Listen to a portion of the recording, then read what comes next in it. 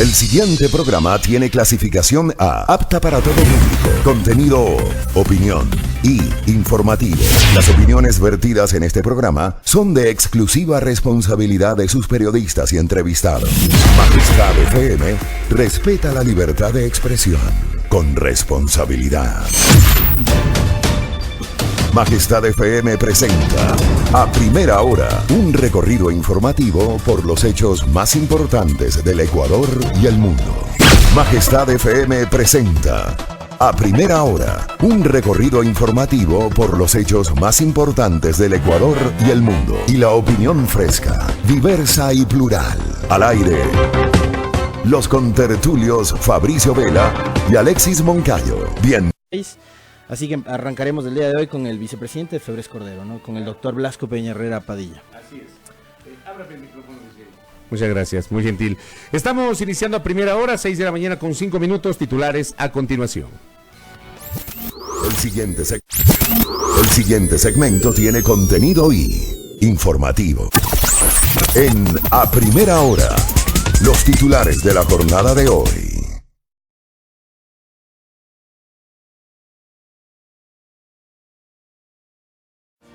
6 de la mañana con 7 minutos, dos temas tienen mayor peso en el juicio contra el Consejo de Participación.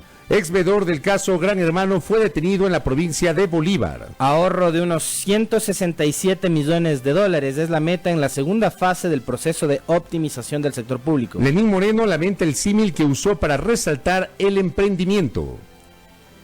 Tú ya leíste la nota de Pablo Chambers. El Procurador General del Estado aseguró que este proceso tomará varios meses.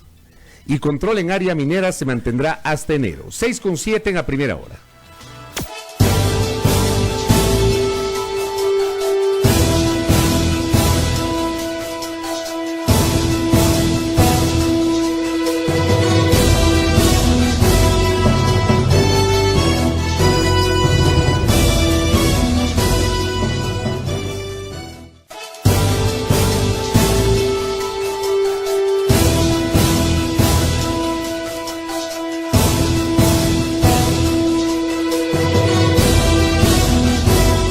Seis de la mañana con 8 minutos. Dos temas tienen mayor peso en el juicio contra el Consejo de Participación Ciudadana, nota de diario El Comercio.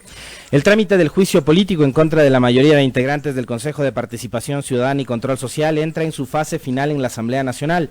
Entre miércoles o jueves de esta semana, es decir 7 y 8 de agosto, la Comisión Legislativa de Fiscalización se reunirá para aprobar el informe para su discusión en el Pleno. Aunque el documento no tendrá el carácter de vinculante para los consejeros José Tuárez, Victoria de Sintonio, Rosa Chalá y Walter Gómez, está en juego la continuidad en sus puestos. El legislador independiente Eliseo Azuero, vicepresidente de la Comisión de Fiscalización, sostiene que uno de los principales elementos para este proceso se relaciona con un posible desacato al dictamen de la Corte Constitucional que blinda las resoluciones del Consejo Transitorio. De acuerdo con la normativa, el hecho se produjo y no ha sido desmontado, dice Azuero, eso en referencia a que el 10 de julio pasado, los 4 consejeros del Consejo de Participación decidieron conformar una comisión para revisar la integración de la Corte, lo que fue frenado por 2 jueces en la justicia ordinaria. El lunes pasado, los interpelados acudieron a esta mesa parlamentaria a presentar sus descargos y pidieron que el proceso se archivara, pues argumentaron que carece de fundamentos. Pero Luis Pachal, asambleísta de Creo y otro de los integrantes de la comisión, manifestó que la propia de Sintonio reconoció claramente que había la intencionalidad de revisar administrativamente todo el proceso del nombramiento de la Corte Constitucional. 6 de la mañana con 9 minutos. Diario Expreso titula: Lenín Moreno lamenta el símil que usó para resaltar el emprendimiento. El presidente Lenín Moreno lamentó este fin de semana el símil que utilizó al hablar de un monito de 5 años que vende gaseosa en vaso en alguna calle de Guayaquil como ejemplo de emprendimiento. Los niños nacen para ser felices. Lamento si el símil con el niño costeño no expresó mi admiración por el tesón de un pueblo que surge sin robar nada a nadie. Lucharemos siempre por sus derechos, los de las madres vulneradas, los de mis hermanos con discapacidad, escribió en su cuenta Twitter. El viernes en Bahía de Caracas, provincia de Manabí, el mandatario encabezó un evento denominado conversatorio acompañando el crecimiento de las familias. Allí habló de la dificultad de generar empleo desde el sector público porque en el Estado ya no hay cupo, aseguró. Sin embargo, motivó a los jóvenes a ganar en libertad generando sus propios emprendimientos, aunque eso signifique al principio perder la seguridad que da un empleo fijo. Somos un país de emprendedores, la necesidad obliga. Es por eso que ustedes ven que en Guayaquil un monito de 5 años ya se ha comprado una cola, unos vasos plásticos y está vendiendo en una esquina gaseosa, o se puso una parrillita construida a lo mejor por él mismo para asar plátanos o yucas. Eso está en la esencia misma de los ecuatorianos, señaló Moreno. El ejemplo levantó una ola de críticas al mandatario. La asambleísta del Partido Social Cristiano, Cristina Reyes, escribió en Twitter: es de una soberana ignorancia y desconexión cruel con la realidad confundir emprendimiento con trabajo infantil. Los niños de 5 años no pueden estar vendiendo en la calle colas y considerarlo digno de elogio. En la misma línea, el legislador de Creo, Héctor Yepes, manifestó que los niños que venden cola en la calle ni son monitos ni son emprendedores. Son niños pobres porque sus familias no tienen empleo. La ministra de Inclusión Económica y Social, Berenice Cordero, en cambio, defendió las expresiones del presidente y calificó como infantil pensar que el mandatario defiende el trabajo de los niños con sus expresiones. 6:11 en la primera hora.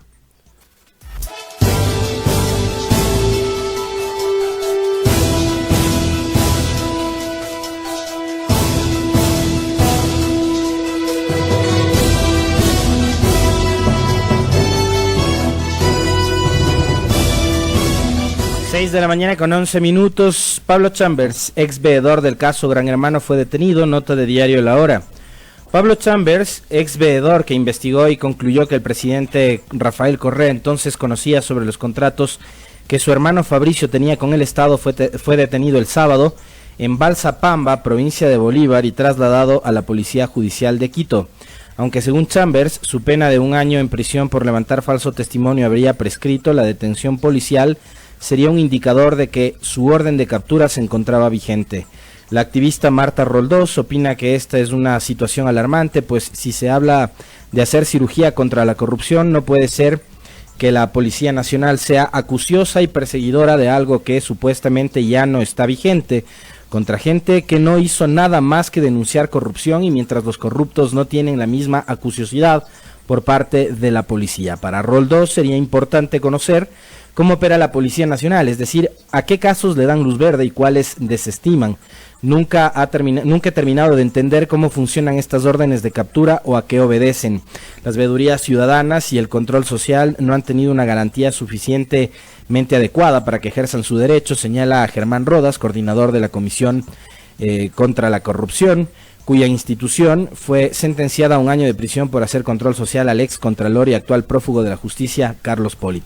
Un criterio similar es el de Roldós, quien opina que no hay garantías y la propia institución que debió proteger a Chambers, el Consejo de Participación Ciudadana y Control Social, se lavó las manos. Rodas resalta que el tema de las veedurías no puede ser un hecho aislado y que se debe actuar de la mano de organizaciones civiles. 6 de la mañana con 13 minutos. El portal ecuadorinmediato.com da cuenta que el Procurador General del Estado aseguró que este proceso podría tomar varios años y se refiere justamente a la situación de Odebrecht. El Procurador del Estado, Íñigo Salvador, afirmó que el gobierno continúa con los diálogos y las negociaciones con la empresa brasileña Odebrecht para recibir compensación por los casos de corrupción en diferentes obras. Hay que asegurar lo que se pueda recibir de entrada. Si ellos piden pagos escalonados, habrá que ver la posibilidad de que paguen en plazos, afirmó. El procurador explicó que se continuará con las negociaciones tras 2 reuniones con representantes de la empresa. El 24 de agosto tendremos una referencia parcial. Aún faltan insumos de la Superintendencia de Compañías, entidades contratantes, investigaciones extraoficiales como las de los medios o de la Comisión Anticorrupción. El procurador comentó que el tema podría alargarse hasta fines de año porque es necesario hacer todas las investigaciones. Ahora pienso que no sería antes de fin de año. Hay la mejor predisposición, pero si no se puede, pues no se puede. Si no estamos convencidos de que la cifra es la adecuada, pues simplemente no llegaremos a un acuerdo. El monto de la reparación integral se podrá determinar cuando estén concluidos todos los procesos de Contraloría, Servicio de Rentas Internas, Superintendencia de Control del Poder del Mercado, entre otros, puesto que podría haber conductas anticompetitivas, dijo Salvador. Hay bastante información para definir un monto justo. Odebrecht no tendrá que pagar ni un centavo más, ni uno menos de lo que nos debe, afirmó el abogado del Estado. 6:14 en la primera hora.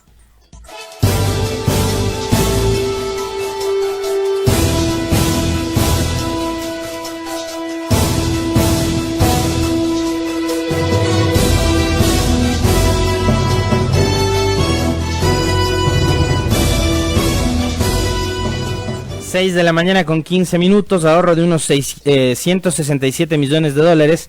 Es la meta en segunda fase del proceso de optimización, nota de diario El Universo. La segunda etapa del proceso de optimización del Estado significaría un ahorro de 167 millones de dólares, más que se suman a los 300 millones que se ahorraron en la primera etapa. La optimización del Estado es un proceso administrativo que arrancó en el 2017, el gobierno de Lenín Moreno, para reducir los gastos en personal, bienes y servicios y volver más eficiente al sector público, tomando en cuenta también la falta de recursos en el país. La primera etapa arrancó en octubre del 2017 y concluye en este mes con la transformación del Ministerio del Interior y la Secretaría de la Gestión de la Política, que fue eliminada en el Ministerio de Gobierno, y de la Secretaría Nacional de Planificación y Desarrollo, también eliminada en la Secretaría Técnica Planifica Ecuador, dos hechos que se darán hasta el 13 de agosto. De los 300 millones de dólares de ahorro en la primera etapa, 121 millones corresponden a personal y 179 millones a bienes y servicios, explicó el secretario general de la Presidencia, José Augusto Briones. La primera etapa se concentró en la eliminación, absorción y fusión de entidades. Se eliminaron 5 ministerios coordinadores y 4 sectoriales, 4 secretarías nacionales, 2 secretarías técnicas y 4 institutos especializados. 6 de la mañana con 16 minutos. Finalizamos este bloque de lectura de noticias nacionales con una nota que publica el diario El Telégrafo. Control en área minera se mantendrá hasta enero. Las estructuras prefabricadas que eran utilizadas para actividades de minería ilegal fueron desmontadas este fin de semana en una acción realizada para mantener el control en la parroquia La Merced en Buenos Aires, provincia de Imbabura. En la limpieza participaron 1.056 agentes de la Policía Nacional con el objetivo de recuperar el espacio, dejarlo inhabilitado para nuevos delitos y que se reactiven la agricultura y ganadería en la zona, según un comunicado del Ministerio del Interior. Los sacos de tierra con material aurífero, las piedras no fueron procesadas y los materiales químicos encontrados serán entregados a la Agencia de Regulación y Control Minero Arcón. En el comunicado se agrega que por recomendación del Ministerio del Ambiente no se realizará la quema de desechos. Plásticos, zinc y madera, junto a otros restos, serán trasladados a centros de acopio de material industrial y botaderos de Ibarra. Previo a la mingo, hubo un barrido antiexplosivo y de material detonante para asegurar la integridad de los agentes. Además, 250 policías permanecen en la zona. Son miembros del Grupo de Operaciones Especiales GOE, Unidad de Mantenimiento del Orden HUMO, Grupo de Intervención y Rescate GIR y Grupo Especial Móvil Antinarcóticos, que trabajan en turnos diarios y lo harán durante 6 meses que cuentan desde julio, es decir, hasta enero del 2020. 6:17 en la primera hora.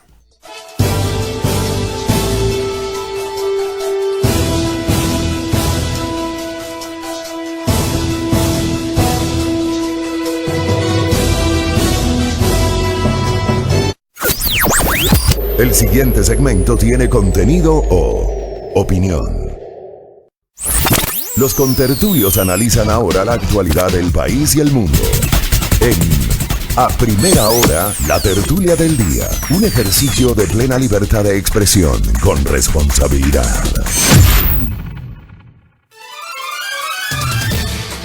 Muy bien, muchas gracias por los saludos, gracias por la sintonía. Ya tenemos pues a nuestros oyentes que habitualmente se enlazan con la señal de los contertulios a través de 89.7 en Pichincha, 88.5 en Manabí, 97.5 en Esmeraldas, también por www.radiomajestad.com y por cierto estamos en Facebook Live a través de las fanpages de A Primera Hora y de Majestad FM. Contertulio, ¿cómo está?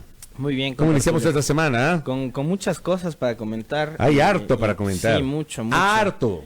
Tenga el café mejor. Gracias. Salud. Saludcita, buenos días, contertulio. Yo me imagino que medio triste tu fin de semana por la derrota del Bombillo en casa con Delfín, ¿no? Bien merecido lo de ayer. Terrible. Pero oye, en fin. Hay algunas cosas que no deberíamos dejar de lado y que deberíamos comentarlas. Una de ellas, obviamente, es la desatinada, desafortunada e inapropiada declaración del presidente la semana pasada, refiriéndose a un niño de la costa, al que llamó monito. Podría haber sido un longuito también, ¿no? Sí, un niñecito. O un cholito. O un cholito, exactamente. O un negrito. O cualquier adjetivo despectivo que quieran utilizarlo. De 5 años, que es un emprendedor y vende colas o gaseosas en vasos. Podríamos empezar por ahí. Podríamos hablar también de la entrevista del procurador. Empecemos primero por el desatino. Con diario El Universo, donde habla de la posibilidad de que Odebrecht indemnice al Estado ecuatoriano. En cuotas. En cómodas cuotas. Topic Style, ¿no? Sí.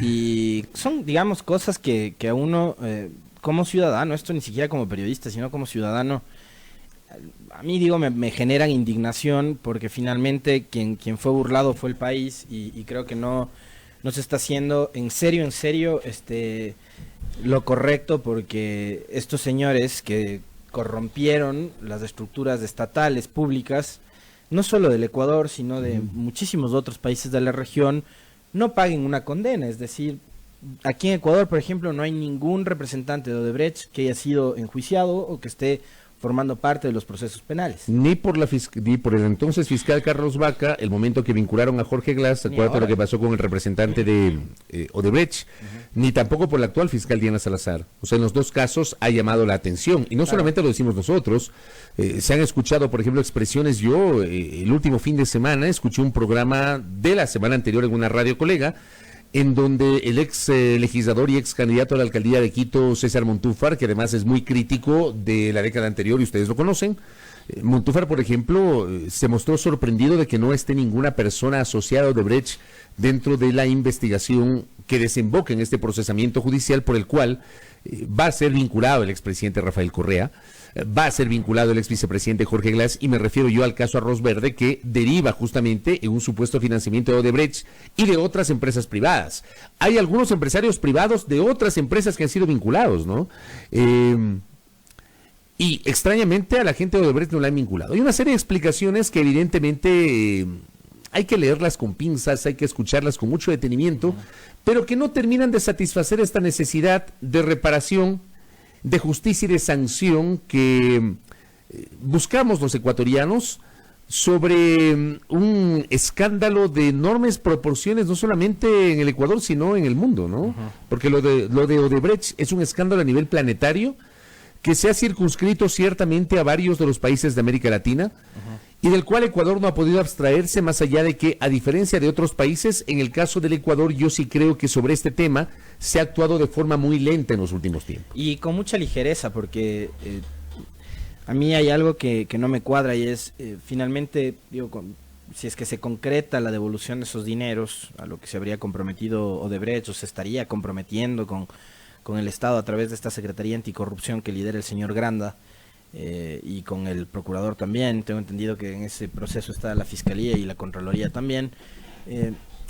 Finalmente, ¿de cuánto fue el perjuicio de Odebrecht al Ecuador? Primero se habló de 30 millones, después de 33, de 35, después de 90, entonces... ¿Se ha cuantificado en realidad cuánto fue el perjuicio? Claro, no tenemos idea, no sé. Como no se maneja con seriedad, es como el famoso manejo de la deuda, ¿no? El Ecuador tenía 30 mil millones, 40 mil millones. El otro día vino alguien acá y dijo que el Ecuador se había endeudado en 100 mil millones de dólares. Entonces, como no se manejan las cifras con la seriedad que amerita el país, la ciudadanía, entonces...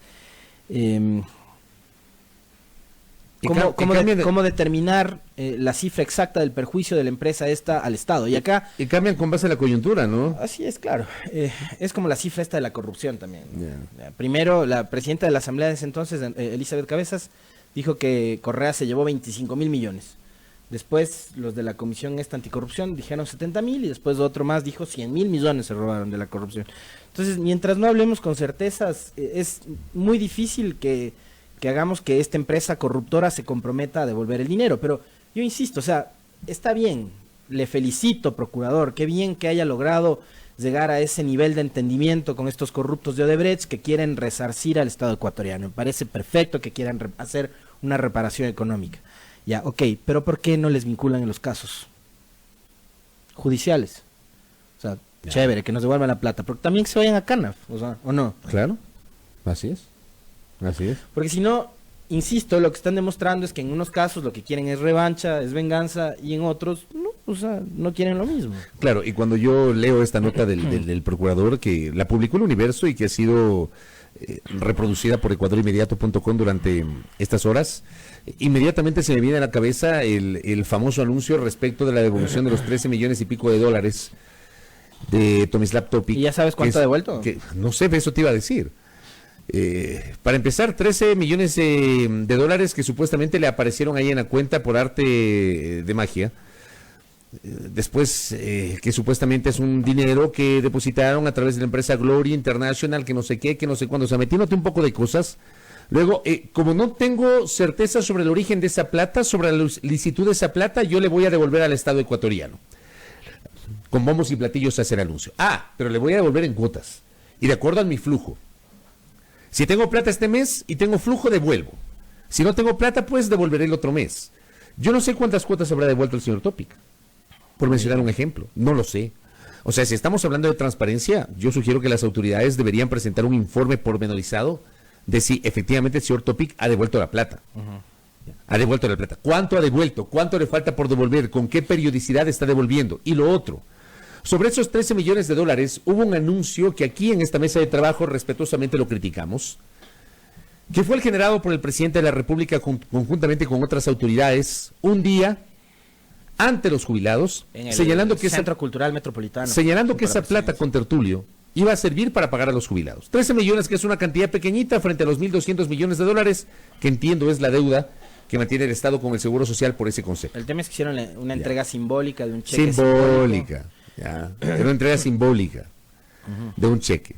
Digo, ¿esa plata ya es dinero contante y sonante o no? O sea, estos son los anuncios que a uno evidentemente le llaman la atención. Y son los anuncios sobre los cuales yo creo que la opinión pública está obligada a pedirle cuentas a las autoridades.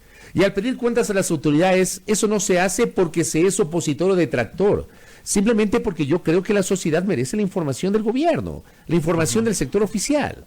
Y en este caso no tenemos ningún tipo de certeza. Ahora bien, si logran una reparación integral en el caso de Odebrecht, ojalá que lo hagan y ojalá que esto sirva para resarcir el perjuicio al Estado ecuatoriano. Porque como bien se dijo este fin de semana, que no parezca que el abogado del Estado es más bien abogado de Odebrecht y que va a facilitar el papel de Odebrecht y un eventual retorno. Porque hay otra cosa que también ha dicho el procurador el último fin de semana.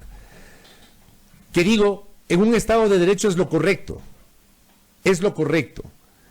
En un mundo ideal y en un Estado de Derecho. Que Odebrecht es inocente mientras no se compruebe lo contrario. Ese es un principio jurídico que se debe manejar para todos, señores. Sí, para todo. Pero no se aplica. Ya, para todo, pero no se aplica.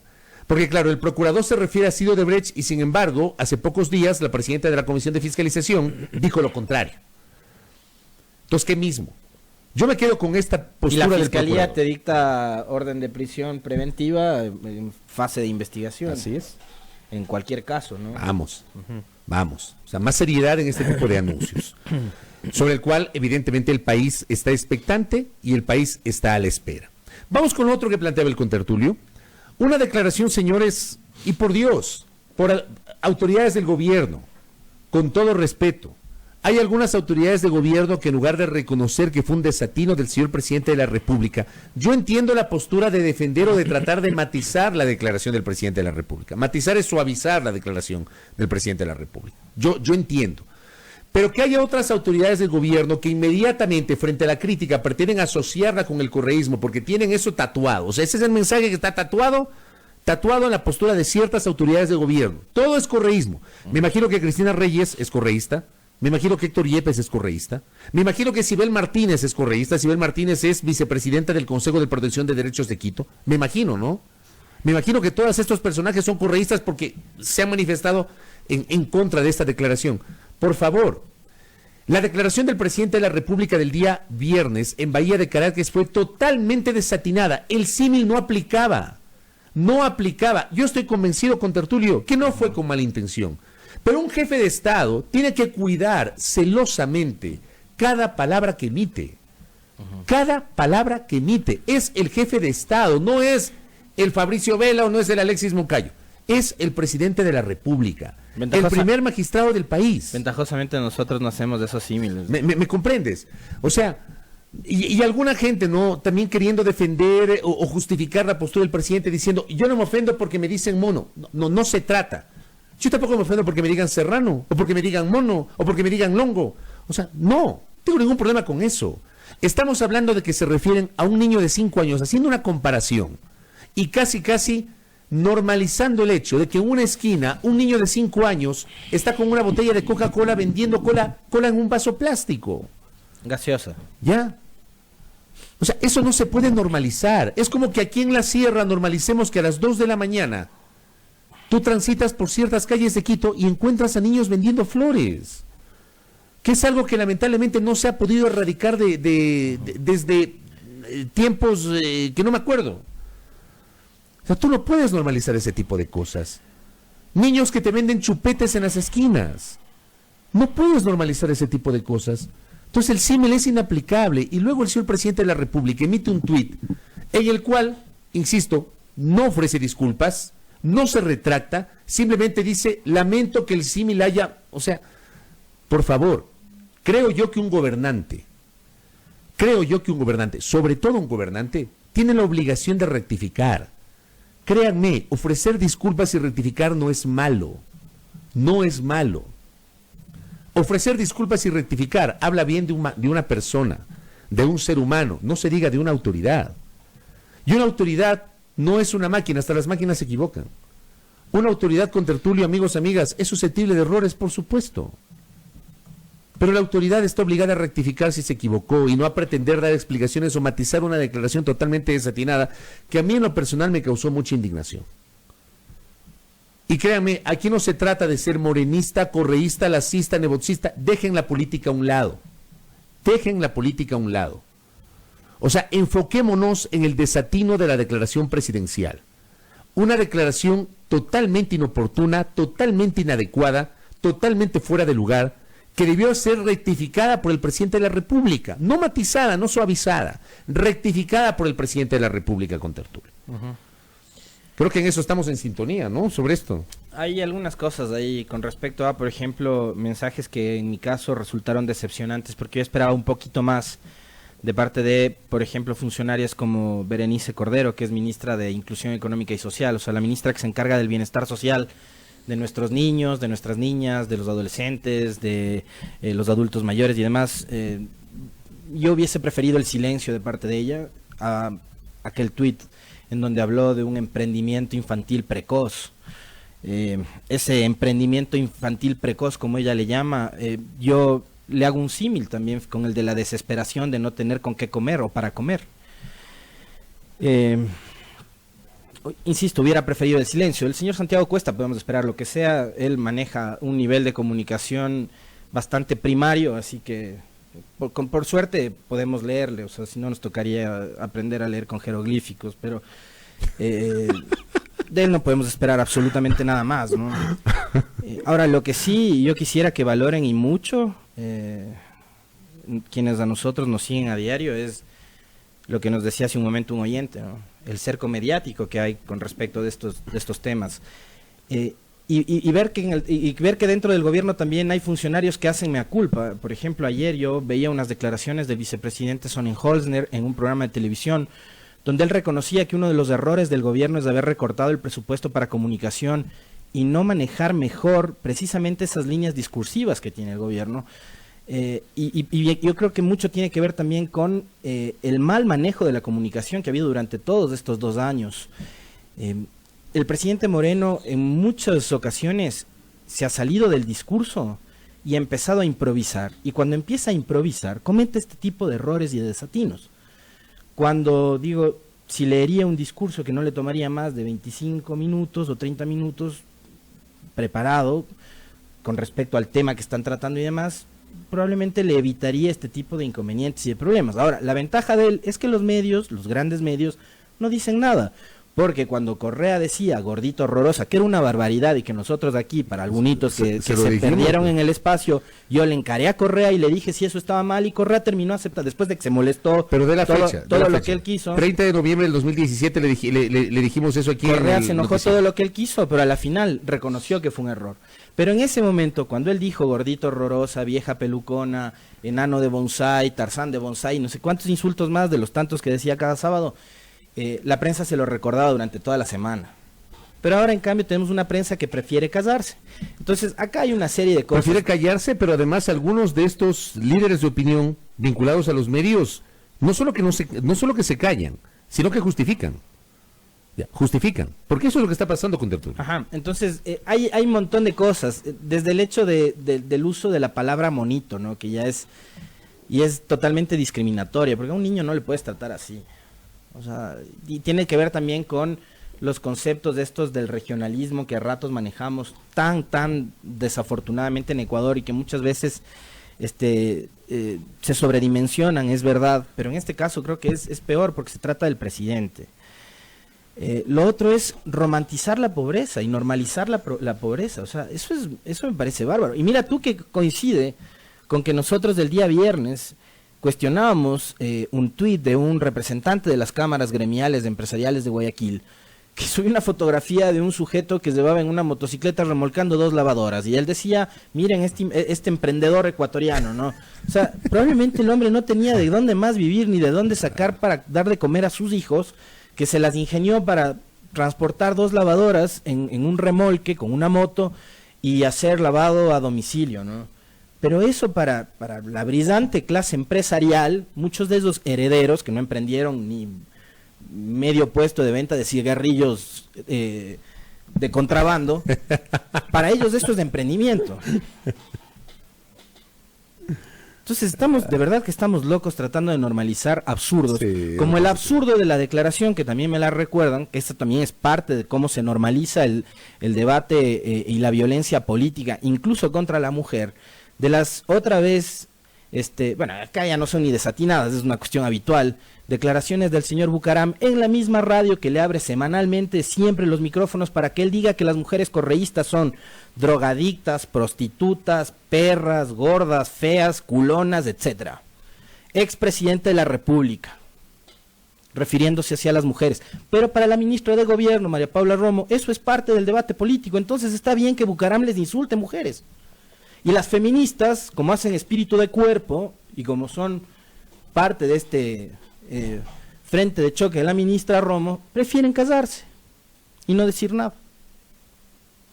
Entonces ahí es cuando yo sí me pregunto, y en serio, estas luchas como la del feminismo, por ejemplo, para algunas tienen doble rasero. O sea, hay que combatir cuando se trata de un personaje y no cuando otro que sí está en la orilla en la que yo me encuentro.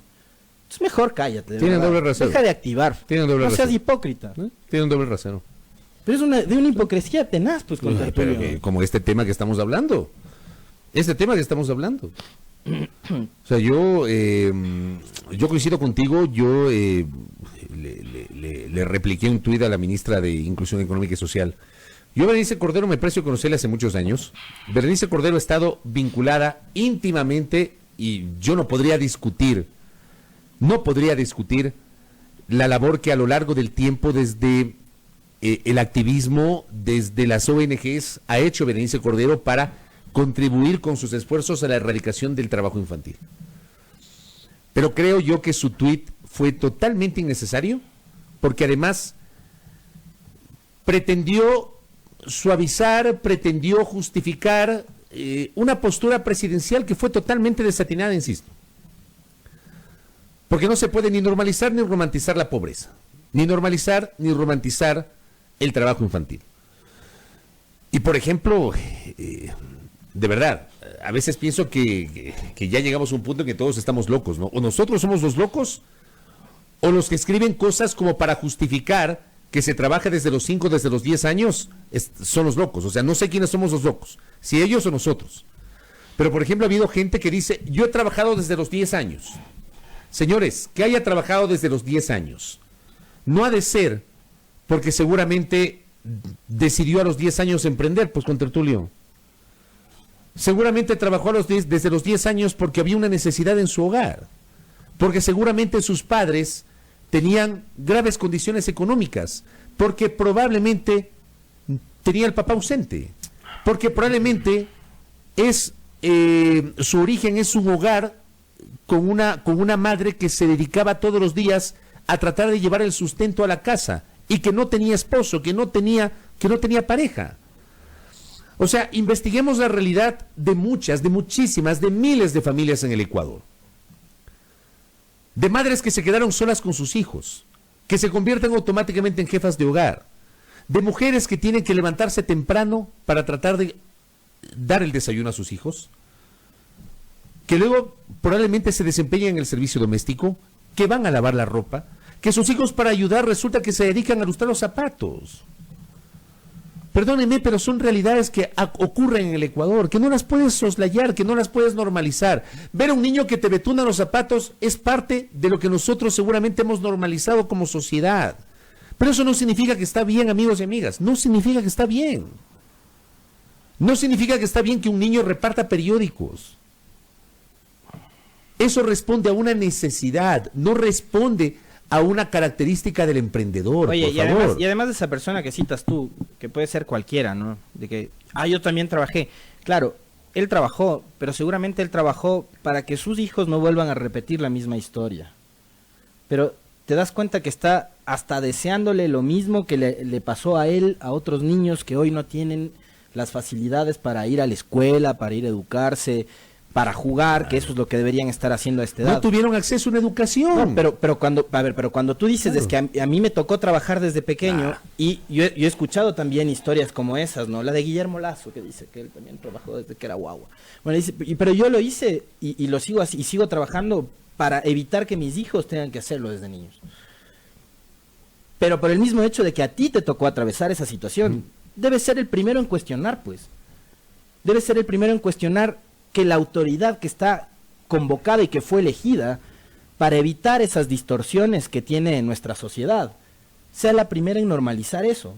Pero resulta que no, yo te juro de verdad que estoy sorprendido, Yo o sea, también. yo no sé hacia dónde vamos como sociedad. No, tampoco. Creo que ya esto es un camino sin retorno. Ya no hay debate posible. Además no. en redes sociales hay cualquier gente que dice barbaridad y media. Sí, la barbaridad. Hay gente que justifica hasta la violencia de género. Sí, La pues. semana pasada salió una mujer ¿Qué habrá hecho? a denunciar que fue víctima de acoso sexual durante muchísimo tiempo y hubo gente que empezó a criticarla.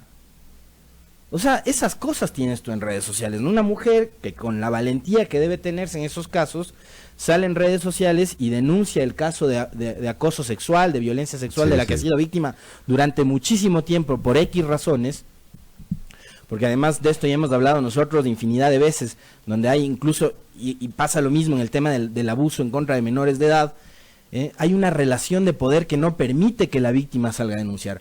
Pero te encontraste un montón de animales en redes sociales, no se les puede llamar de otra manera, ¿no?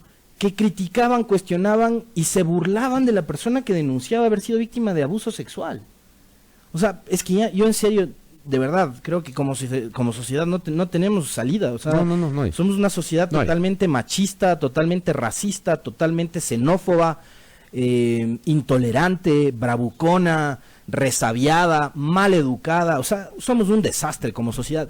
Y si digo, si de las autoridades mismo vienen mensajes como estos y hay otros que los defienden, entonces estamos fregados, ¿no? O sea, no hay salida. No, yo también creo eso. Yo también creo eso. O sea, cuando tú tienes gente que normaliza esto o que justifica, de verdad, te das cuenta que no tiene salida y que no hay debate posible.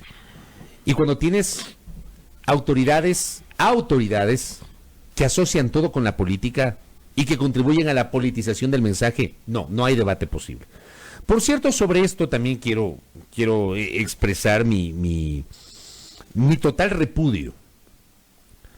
Porque digo, un desatino no se puede responder con otro desatino, pues, con Tertulio. Y luego de las expresiones generadas por el presidente de la República, que reitero, fueron totalmente desatinadas e inoportunas. Totalmente desatinadas. Yo digo, yo me sorprendo, no pierdo la capacidad de asombro ciertamente, pero me sorprendo que un personaje como Lenín Moreno, que durante 6 años en su condición de vicepresidente de la República lideró, fue parte del Frente Social de un gobierno, y que además se destacó por su papel protagónico en la visibilización de los derechos de las personas con discapacidad, yo me sorprendo que Lenín Moreno con ese antecedente cometa semejante desatino. Pero digo, un desatino no se puede responder con otro desatino. Porque también con Tertulio se generó una campaña en redes sociales. Por ahí hubo gente, evidentemente, que empezó a movilizarse. Se consiguieron unos cartelitos y, claro, toman fotografías, le dan un cartelito a un niño trabajador. Populismo se llama eso. Claro. Y dice, por ejemplo, aquí hay la foto de un niño. Y muestran la cara de los niños. O sea, ni siquiera hay, por lo menos, el sentido común de entenderlo. Muestran la cara de los niños. No soy monito, me llamo Fabián y el gobierno no me apoya, dice el uno. Otro, no soy monito, me llamo Marcos y trabajo para ayudar a mi familia. No soy monito, me llamo Brian y trabajo porque no tengo para estudiar. No soy monito, me llamo Jordan y mi sueño es ser abogado. Inmediatamente pasamos al otro extremo. O sea, respondemos un exceso con otro exceso, mostrando los rostros, inclusive mostrando los rostros de niños trabajadores que forman parte de nuestra realidad, sí, pero no puede ser considerado eso parte de la normalidad. Finalmente terminas manipulando las imágenes de los niños, ¿no? Terminas manipulando un tema que es extremadamente delicado, que es el del trabajo infantil. Terminas convirtiéndolo en un tema absolutamente populista, demagógico y parte de la pelea entre grupos políticos. Así de sencillo me parece a mí, que utilizar este tema del trabajo infantil es un despropósito, un desatino de lado y lado, tanto de quien comete el error de hablar con tanta ligereza desde un principio sobre este tema, como de quienes, haciéndole oposición, buscan también manejar el tema desde la demagogia. Pero en contrapartida, digo, nos hemos encontrado con respuestas por lo menos apropiadas, como por ejemplo la del consejo que lidera Sibel Martínez, que emitió un documento exigiéndole al presidente de la República una rectificación absolutamente sincera y pragmática, más allá de la lírica, del discurso simplemente y del manejo de redes sociales. Ojalá y se concrete, y ojalá y funcionarios como la señora Berenice Cordero, de quien muchísimos esperábamos otro tipo de reacción, también hagan lo propio, ¿no? Porque ellos finalmente son quienes terminan por dictar la política pública en materia social y son los que tienen en este momento en sus manos la responsabilidad de darle un giro a esa lectura totalmente desatinada que hicieron durante la semana pasada y durante el fin de semana. Así que, digo, de parte por lo menos de la señora Sibel Martínez, he visto yo una reacción absolutamente contundente, apropiada y contundente. Contundente, ¿no? Frontal, directa, respetuosa ciertamente, pero yo creo que ha sido la declaración que había que hacer en estas horas. Y bueno, yo creo que sería interesante, pienso yo, desde lo más pragmático, creo yo que al gobierno le corresponde hoy aplicar una dosis de pragmatismo, y frente al desatino, creo yo que es el momento de mostrar cuál es la política pública para erradicar el trabajo infantil. Ahora, a mí me parece que detrás, a ver, si tú coges y haces un símil entre lo que dijo Moreno y lo que dijo Pablo Arosemena de las cámaras de Guayaquil, es igual. Tú encuentras ahí la lectura de que el gobierno está totalmente sintonizado con el discurso del empresariado. Claro. O sea, creo que eso también está en el fondo o en el trasfondo de este tema. Y creo que la sociedad debe empezar a leer también entre líneas, ¿no? O sea, más allá del desatino que podemos nosotros considerar fue la declaración del presidente, lo que está clarísimo es que Moreno está totalmente sintonizado con la clase empresarial de este país, que maneja, digamos, ese tipo de conceptos, ¿no? Como por ejemplo que te paguen con risas y aplausos un salario emocional, aunque pretendan matizarlo arreglando el discurso como lo hizo aquí el otro día un representante de las cámaras. Pero es eso, ¿no? O sea, entonces vemos que el gobierno está totalmente sintonizado con el discurso de los gremios empresariales. Creo que eso tampoco se puede dejar de decir o de mencionar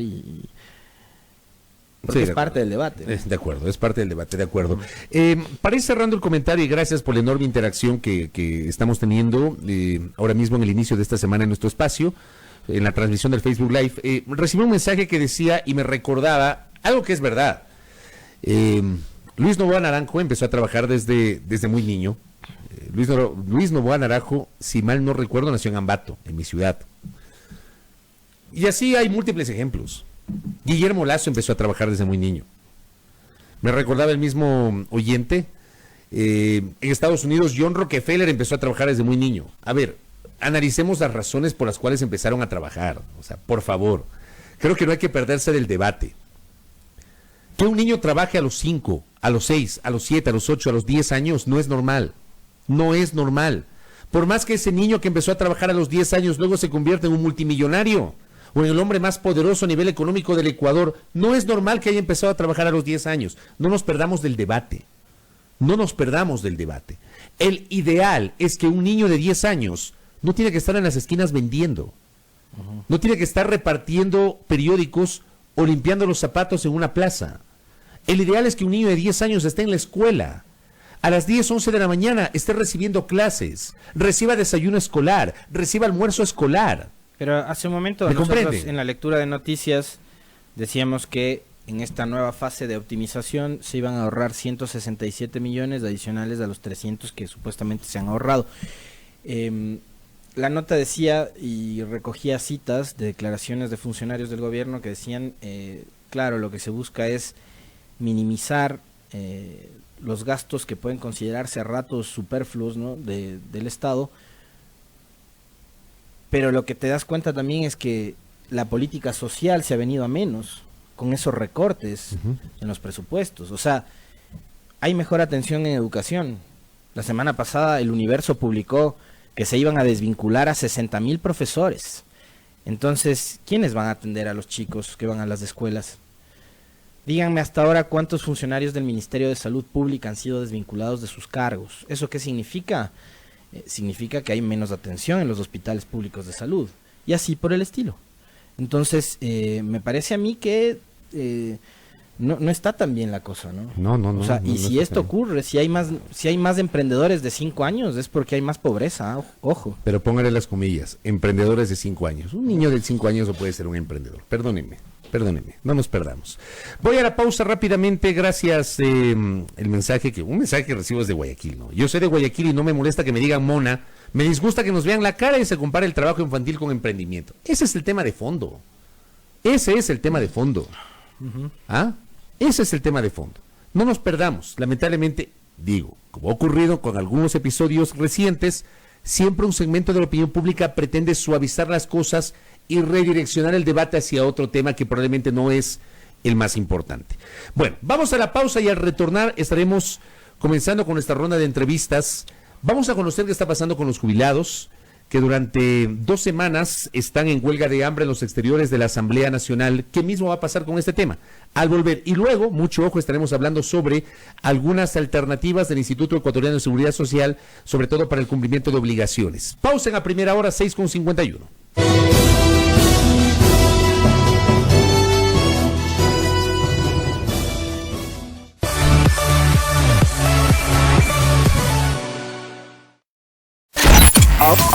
Ahora escucha Majestad FM. Ahora escucha Majestad FM en el canal 3 de TVNet. Majestad FM. Majestad FM. Con todos sus programas, locutores y DJs, están las 24 horas contigo en el canal 3 de TVNet. Majestad FM. La soberana del aire. Ahora en el canal 3 de TVNet.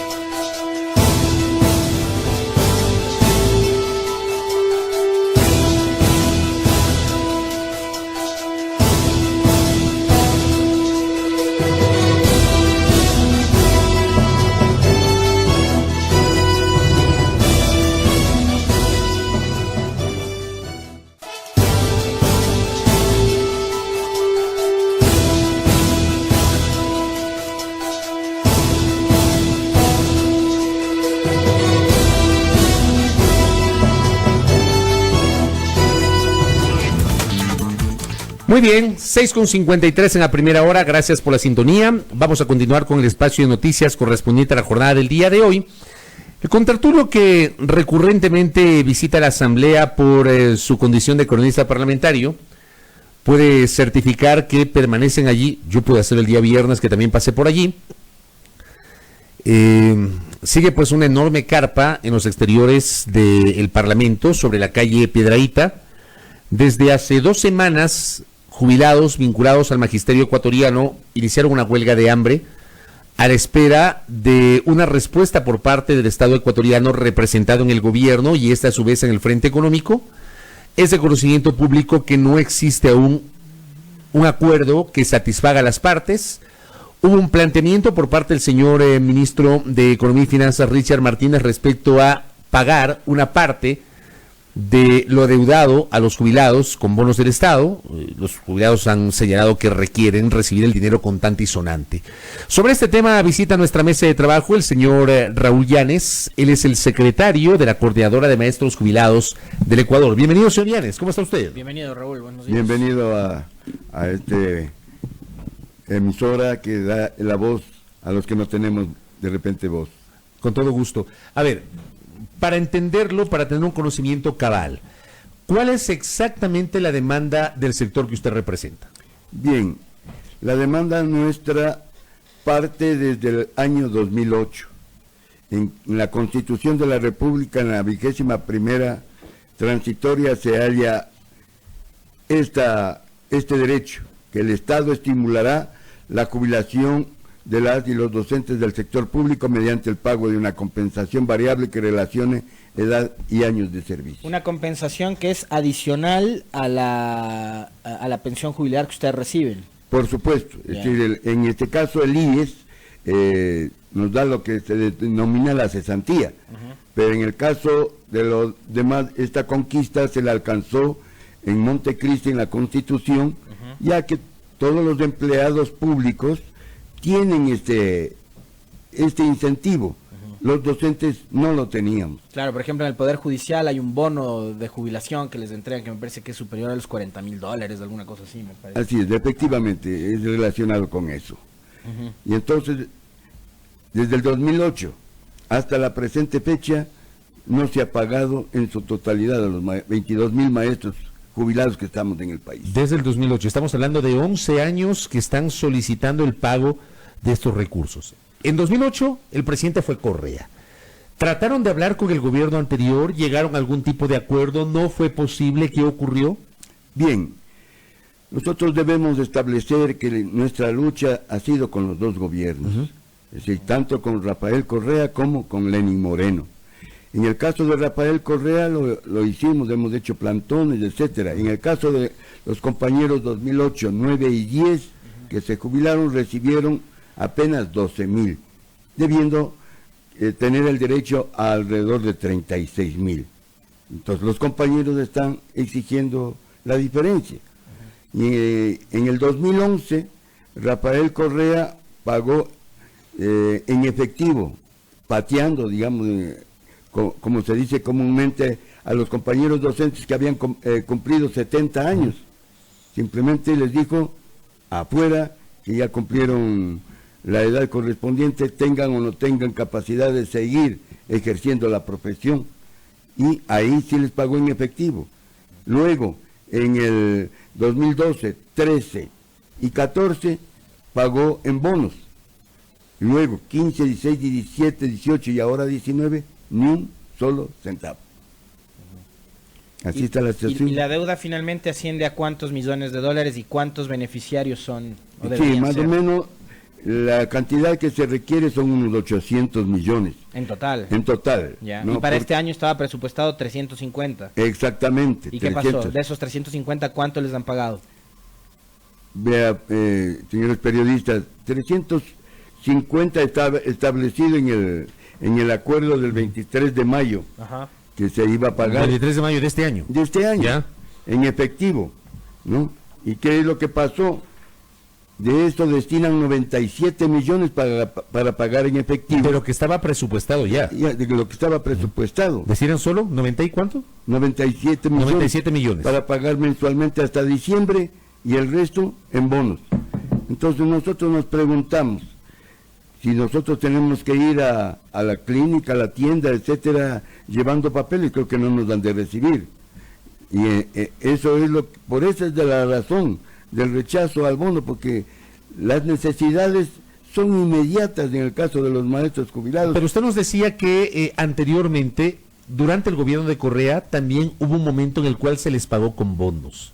¿Qué hicieron los jubilados que recibieron esos bonos en ese momento? Bien. Porque creo que sería interesante comparar la experiencia. Correcto. Efectivamente, por esa amarga experiencia que usted señala, los maestros jubilados no desean en bonos. ¿Por qué amarga experiencia? ¿Qué pasó?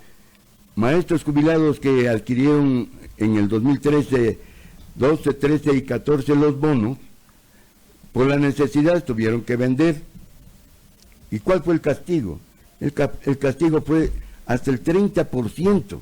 Es decir, perdían ¿cuánta plata? Era 36,000. Ajá. Perdían alrededor de 10,000, 15 y hasta 20,000. Y esa plata se quedaba con las financieras. Claro. ¿no? Con las O sea, financieras. negociaban esos bonos con las financieras Con y las obviamente tienen un castigo. Claro. No era como el feriado bancario contra Arturo que hubo pues algunos que... Los certificados de Claro, depósito. pues los certificados de depósito reprogramados y les pagaron al 100%, pues. Y la Corporación Financiera Nacional se llenó pues de esos papeles que luego no sirvieron para nada. Claro. En el caso de los jubilados acá nos cuenta un castigo del 30-35%, tremendo, ¿eh? En algunos casos, algunos compañeros aceptaron y tenían el interés que tienen cada una de estos bonos. Ajá. Y al cumplir 70 años tenían que recibir el capital. Ni eso. Oiga, Raúl, aquí una colega periodista que estaba siguiendo el tema y las comparecencias de Martínez, sobre todo la última, que fue bastante problemática para él, donde se quedó atrapado en la oficina del presidente de la Comisión de Participación en la Asamblea, me dice, según el ministro Martínez, desde 2017 se han pagado 740 millones de dólares. ¿Eso es verdad o no? Es verdad. No es verdad. No o sea, es verdad. el ministro Martínez está mintiendo. Está mintiendo. Y tan ¿Cuánto? es así, Ajá. y tan es así que yo les estoy indicando los 97 millones. Él señala el pago precisamente de quiénes, de maestros jubilados que tuvieron que seguir juicio al Estado 2008, 9 y 10 para pagar el resto. Y claro, salió la sentencia en este periodo presidencial. Entonces, claro, él tiene que pagar mediante esa decisión judicial. Tuvieron que pagar a maestros jubilados de las provincias de El Oro, Cañar y Chimborazo que ganaron los juicios. Hace 2 semanas el Ministerio de Educación tuvo que pagar inmediatamente eso, en efectivo y con intereses. Entonces, hasta por eso nosotros le estamos señalando que tendríamos que judicializar los 22,000 maestros que estamos en ese sentido y perjudicar incluso más a las arcas del Estado porque tendrán que pagar con intereses. Claro, acá por ejemplo, este es el tuit de la colega, de la colega Tere Menéndez, dice, según el gobierno hasta julio del 2019 ha pagado 12,700 jubilados y 4,732 están de acuerdo con recibir su incentivo en bonos, de los cuales 250 ya se acogieron a la modalidad de pago. ¿A qué grupo pertenecerán entonces los que están en huelga de hambre fuera de la Asamblea? ¿A qué grupo pertenecen ustedes? Bueno, ¿O sus compañeros? Verá, a propósito de esto de los bonos, tenemos que señalar, es decir, hubo una triangulación, si podríamos llamarlo así, entre funcionarios del Ministerio de Educación, de Trabajo y Finanzas para exigir y chantajear a los compañeros maestros y llamarles de los distritos por teléfono y decirles, venga, ya le vamos a pagar su incentivo jubilar. Iban los compañeros a recibir y luego de eso le decían, vea, firme estos documentos, reciba en bonos porque usted no hay plata en las arcas del Estado y reciba. Y por esa razón, algunos compañeros, efectivamente presionados por eso, de los 22,000, están anotados 4,700. Y de los 4,700, según las propias informaciones del Ministerio de Finanzas, 255 recibirán estos bonos desde el 31 de julio. Oiga, Raúl, esta semana también se habló de un par de opciones o de posibilidades para buscar una solución.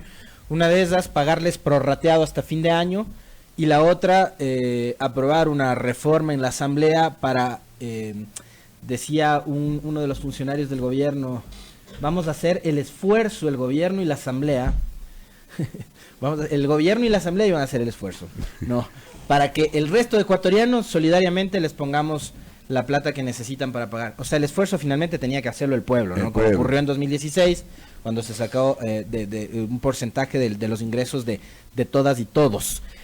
¿Ustedes no están de acuerdo con esa propuesta? No estamos de acuerdo. ¿Por qué razones, Raúl? Bien, verá, efectivamente ya estaba el acta de acuerdo en el que se señalaba el pago en efectivo desde el 2008 hasta el 2019, pero allí apareció una cláusula que decía que se va a realizar una ley económica urgente.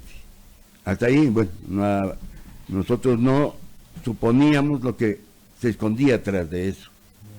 Ya para firmar el acuerdo, entonces nos señalan que a todos los ecuatorianos iban a rebajarles $12 del 13º, primero, y luego el aumentar el IVA en un punto, para como sucedió en el terremoto de Manabí en 2016 y Esmeralda. Ahí subieron de 12 al 14%. Nosotros no podíamos estar de acuerdo que los errores, el despilfarro, que es del Estado, su obligación del Estado, quiera descargarlo en las manos del pueblo ecuatoriano. Por esa razón no firmamos ese acuerdo y estamos aquí en este momento en este tira y afloja de encontrar precisamente los 350 millones que no asoman. Y que estaban en el presupuesto, Que estaban en el presupuesto. ¿Te acuerdas que Carlos Berman nos dijo el día jueves eso? Que esa plata había sido presupuestada en la proforma presupuestaria que conoció la Asamblea Nacional en noviembre del año anterior y que comenzó a regir el 1 de enero de este año? Que esa plata estaba presupuestada y que sin embargo no aparece esa plata. Para ir cerrando esta entrevista, señor Llanes, ¿la huelga de hambre sigue indetenible? ¿Cuántos jubilados permanecen en huelga de hambre? Porque veía reportajes la semana anterior que algunos han tenido que levantar la medida de hecho por su propia condición médica. Algunos ya han comenzado a experimentar pues problemas de la salud. ¿Cuántos de sus compañeros están ahí? Bien, en este momento están 20 compañeros de aquí en la ciudad de Quito. Hay 8 compañeros en Santo Domingo. Entonces, del día de hoy incluso se generaliza huelgas de hambre en las ciudades de Guayaquil, Loja, Cuenca, porque realmente los ofrecimientos hasta por escrito no son cumplidos, ¿no? Y entonces realmente a los maestros jubilados no tienen en ese estado. Y usted conoce efectivamente maestros que por su valentía, incluso los que salieron, uno tenía marcapasos y podría peligrar su vida, otros compañeros que tenían la cuestión de presión arterial, insuficiencia renal, es decir, usted sabe, tenemos esos males cuando llegamos a claro. Estas de edad, ¿no? Ustedes podrían radicalizar su medida, de hecho, tal vez hacer otro tipo de acciones. Se escuchó en estas horas que podrían ustedes ser mucho más, no sé, ir a medidas más extremas para presionar al gobierno. Hay un compañero ahí en la huelga de hambre que incluso amenaza, nosotros no lo permitimos, pero es la desesperación que incluso quiere crucificarse de a de veras, es decir, con clavos. Nosotros no. Ya le digo, comprendan, ¿no? El pueblo ecuatoriano, nuestra situación, porque ya no da más, ¿no? Y hemos recurrido a otras acciones. El día de hoy, a las 10 de la mañana, a las 11 de la mañana, con nuestro derecho que tenemos, vamos a realizar una convocatoria a audiencia pública ciudadana, que lo hicimos al señor presidente de la República, Lenín Moreno. ¿Dónde va a ser eso? Eso en las afueras de la Asamblea. Ah, correcto, a las 11 de la mañana. A las 11 de la mañana. Correcto. Porque, y precisamente a propósito del comentario que ustedes hacían hace un momento, es decir, apenas nosotros realizamos nos piden que nosotros suspendamos de esto, porque estos son correístas, ¿no? Entonces, o sea, ser ciudadano realmente es endilgarnos con... Bueno, hubo ministros de Estado que dijeron que la protesta respondió a una estrategia del correísmo, ¿no? Vea, y ¿es así o no, señor Llanes? Verá, yo le voy a indicar... Para ir cerrando con eso, por favor. Ya, yo le voy a indicar que hace 2 semanas el correísmo, Revolución Ciudadana, anunció toda una semana de protestas contra el gobierno. ¿Y ustedes no se sumaron a esa protesta? No, tuvimos que postergar, porque en esa semana teníamos que hacer la declaratoria de huelga. Tuvimos que postergar porque nosotros no nos valemos que nos utilicen. Y cuando hubo la comparecencia en la anterior semana de la gente en favor del presidente del Consejo de Participación Ciudadana, el ciudadano Tuárez, allí recibimos insultos de ellos, nos decían ladrones, nos decían violadores, en fin. Entonces, realmente nuestra protesta, nuestra acción, nuestra decisión es por los derechos que tenemos los maestros jubilados, más no por intereses, en este caso, politiqueros. Correcto. Señor Llanes, estamos expectantes entonces y ojalá que en el corto plazo, ojalá que esta semana se pueda lograr ya un acuerdo que satisfaga las necesidades de nuestros jubilados. Gracias por el tiempo, muy gentil. Nosotros les agradecemos a nombre de todos los maestros jubilados. Con todo gusto. El señor Raúl Llanes, secretario de la Coordinadora de Maestros Jubilados del Ecuador, ellos permanecen en los exteriores de la Asamblea Nacional. Como previsión informativa, hoy a las 11 de la mañana se ha hecho una convocatoria justamente en los exteriores del Palacio Legislativo. Ellos continúan en la huelga de hambre a la espera de una respuesta concreta por parte del Frente Económico que lidera el ministro de Economía y Finanzas, Richard Martínez, sobre las demandas de los maestros jubilados. 7 de la mañana con 10 minutos en la primera hora.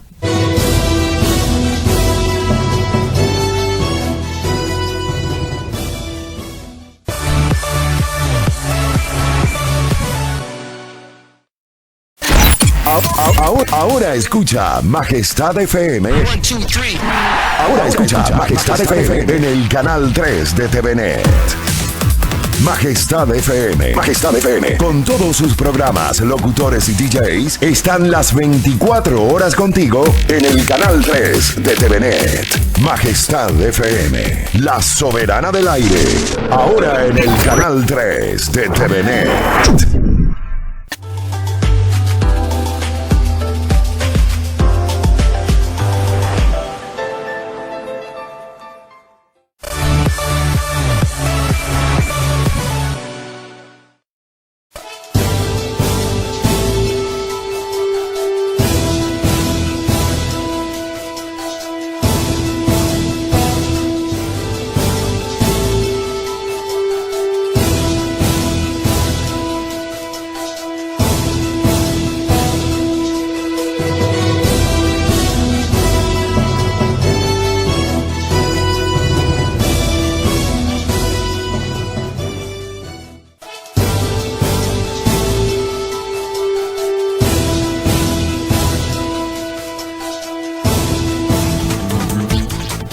Muy bien, 7 de la mañana con 12 minutos ya. Gracias por la sintonía. Esto es a primera hora a través de Majestad FM. Estamos, como decía, expectantes de una solución que satisfaga las demandas de los jubilados con base también en los recursos que pueda tener la caja fiscal. El gobierno ha insistido en que está trabajando en la búsqueda de una solución para poder enfrentar este tema. Sin embargo, los jubilados se mantienen justamente en esta medida de hecho. Del tema de los jubilados, pasemos a una entrevista, amable audiencia, para conocer mayores detalles sobre las distintas formas, los distintos canales de pago que pueden tener tanto los afiliados cuanto los patronos para cumplir con sus obligaciones con el Instituto Ecuatoriano de Seguridad Social. Andrés Gómez visita nuestra mesa de trabajo. Él es subdirector de Recaudación y Gestión de Cartera del IES. ¿Cómo le va, Andrés? Bienvenido, buenos días. Buenos días, Fabricio, Alexis, gracias por la invitación. Gracias por la gentileza. A ver, ¿a qué nos estamos refiriendo? ¿Qué tipo de obligaciones nos estamos refiriendo? Bien, la Dirección Nacional de Recaudación y Gestión de Cartera del IES recauda las obligaciones patronales de todos los empleadores y afiliados voluntarios del país. Entonces, bajo este contexto, tenemos algunas formas de pagar las obligaciones patronales. Entre ellas están las entidades recaudadoras, las instituciones financieras, tarjetas de crédito, tarjetas de débito y un débito automático, que justamente queremos hacer hincapié en esta última forma que acabo de mencionar, que es el pagar las obligaciones patronales mediante débito bancario automático. Ya. Esa modalidad no existía antes. Existía, pero no se le daba hincapié mucho a esto porque era muy complicado acceder a este tipo ¿Complicado de... para quién? ¿Para el seguro o para la afiliada? Para el patrono. Para el patrono, porque no sabía las formas de cómo hacerlo, se tenía que acercar muchas veces a la institución. Teníamos mucho papeleo en ese entonces. Ahorita en esta nueva administración pudimos hacerlo un poco más automático, un poco más asequible a nuestros afiliados, a nuestros empleadores. Entonces, teniendo algunos datos tenemos aproximadamente una base de empleadores de 890,000 empleadores. Entre grandes, medianas y... Grandes, medianos y muy pequeños. Y hasta trabajo doméstico. Empleadores domésticos así también. Entonces, de esos 890,000, tan solo el 11.6% cancela sus obligaciones mediante débito automático. Es decir, que la diferencia del 88% no cancelan sus obligaciones mediante otras fuentes de recaudación, como les decía anteriormente, instituciones financieras, entidades recaudadoras, y tarjetas de crédito y débito. Correcto. Por ejemplo, si un patrono decide que sea a través de débito bancario, ¿cuáles son los pasos que tiene que hacer? Sí, para poder acceder al débito automático tienen que ingresar a la página web del IES, www.ies.gov.es. Seleccionan la opción de empleadores, opción débito bancario, con la clave de empleador o afiliado voluntario. Se registran en un formulario, ponen sus datos. Todo esto en línea. Y es todo en línea. Y escogen la fecha en la cual quieren que se les debite. Tenemos 3 opciones de débito: el 6, el 10 y el 14 de cada mes. Ya.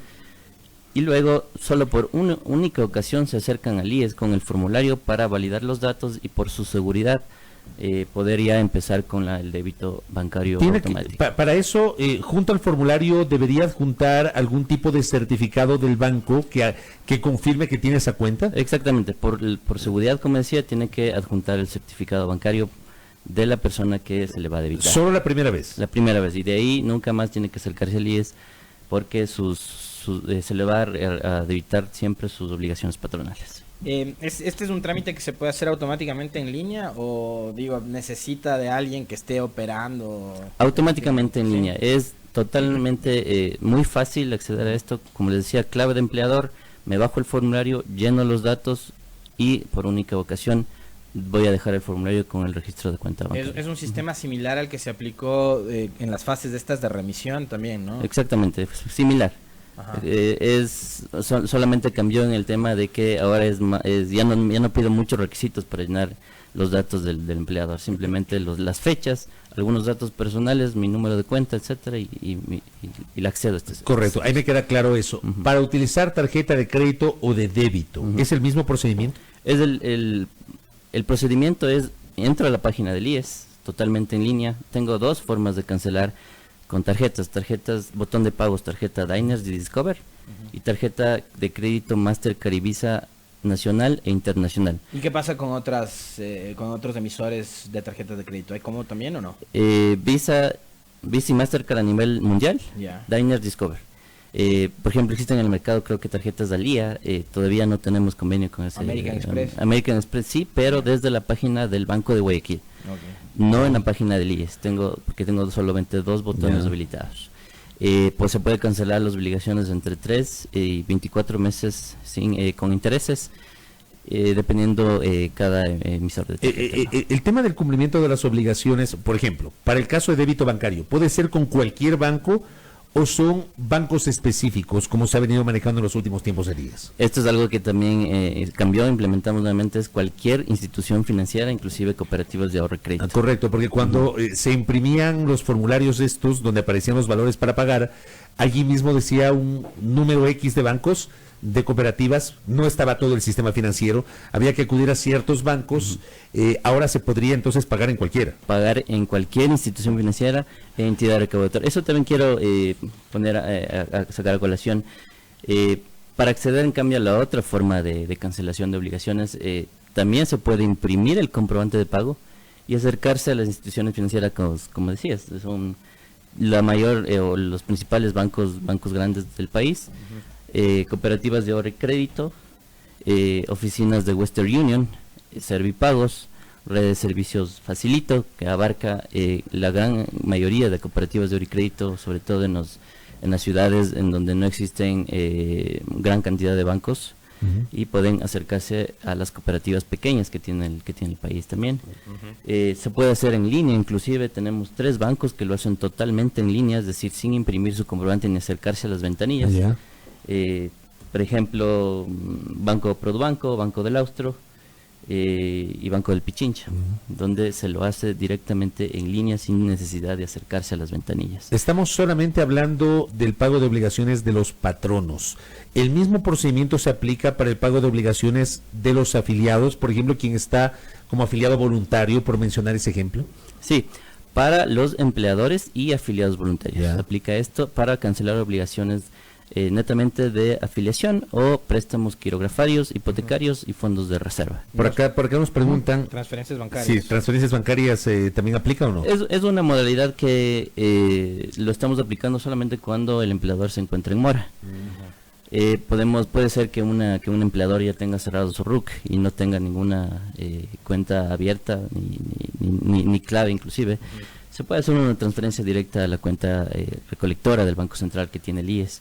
Luego un proceso interno es que consolidamos y aplicamos ese valor transferido, pero solamente casos especiales en donde el IES o donde el empleador inclusive nos informa que quiere tener esta modalidad. Por acá otro oyente bastante intenso que tenemos nosotros nos pide que por favor le preguntemos si es que hay forma, bien intenso, ¿no? Que el más intenso de todo, si hay forma de recalcular el valor ya recalculado previamente de los hipotecarios, si hay cómo hacer un recálculo del recálculo. Sí. ¿Cuántas veces hay como hacer el recálculo, como tú bien lo mencionabas? El recálculo del recálculo.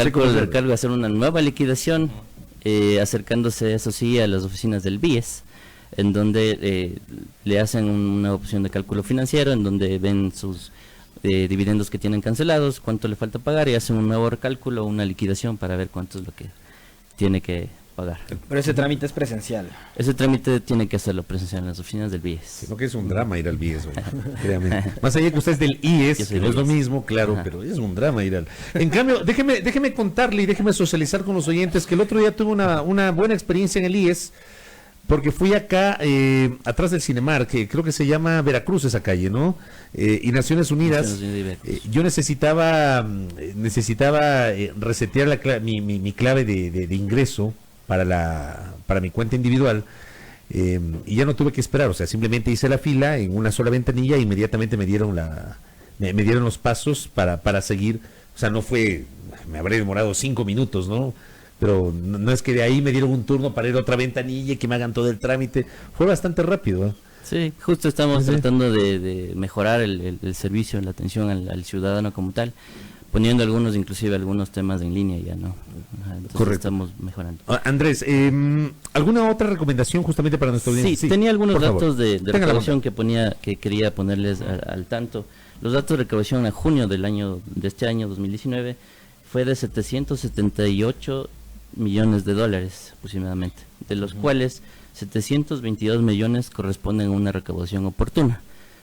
Es decir, las obligaciones que se cancelaron entre el 1 de cada mes y el 15 de junio en este caso, que corresponde al 92.86% de recaudación oportuna.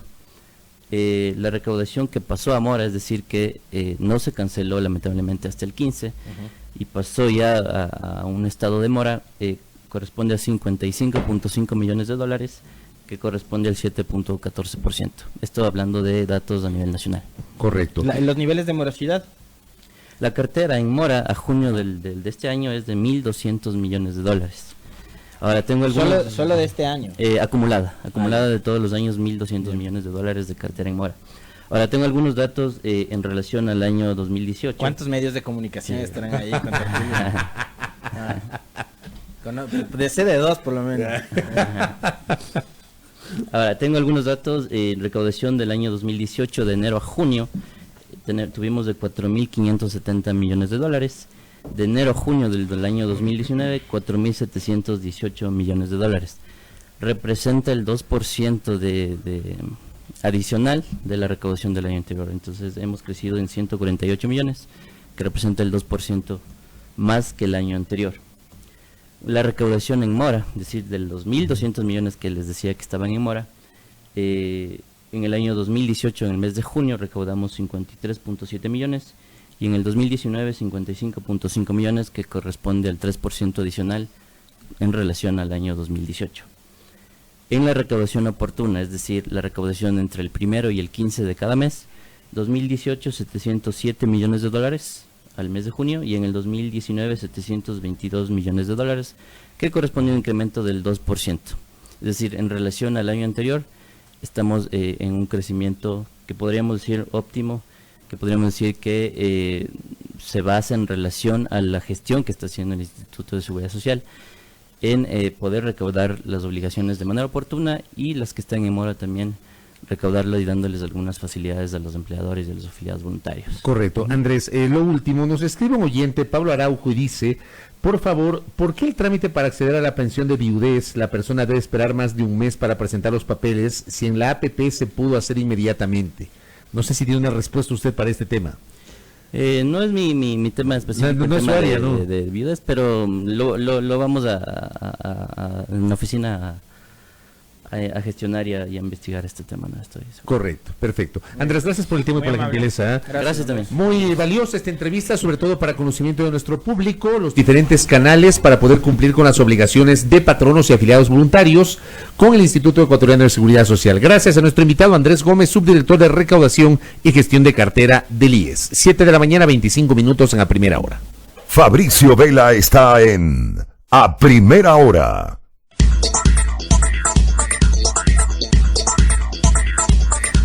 La familia de Vita con su Pacificar Débito, ya que hablamos de débitos, Pacificar Débito, porque todos sus consumos participan por un año gratis de gasolina, seguro médico, Netflix, supermercado y muchos premios más. Pacificar Débito, historias que vivir. Banco del Pacífico. Para más información, revisa nuestra página web www.bancodelpacifico.com.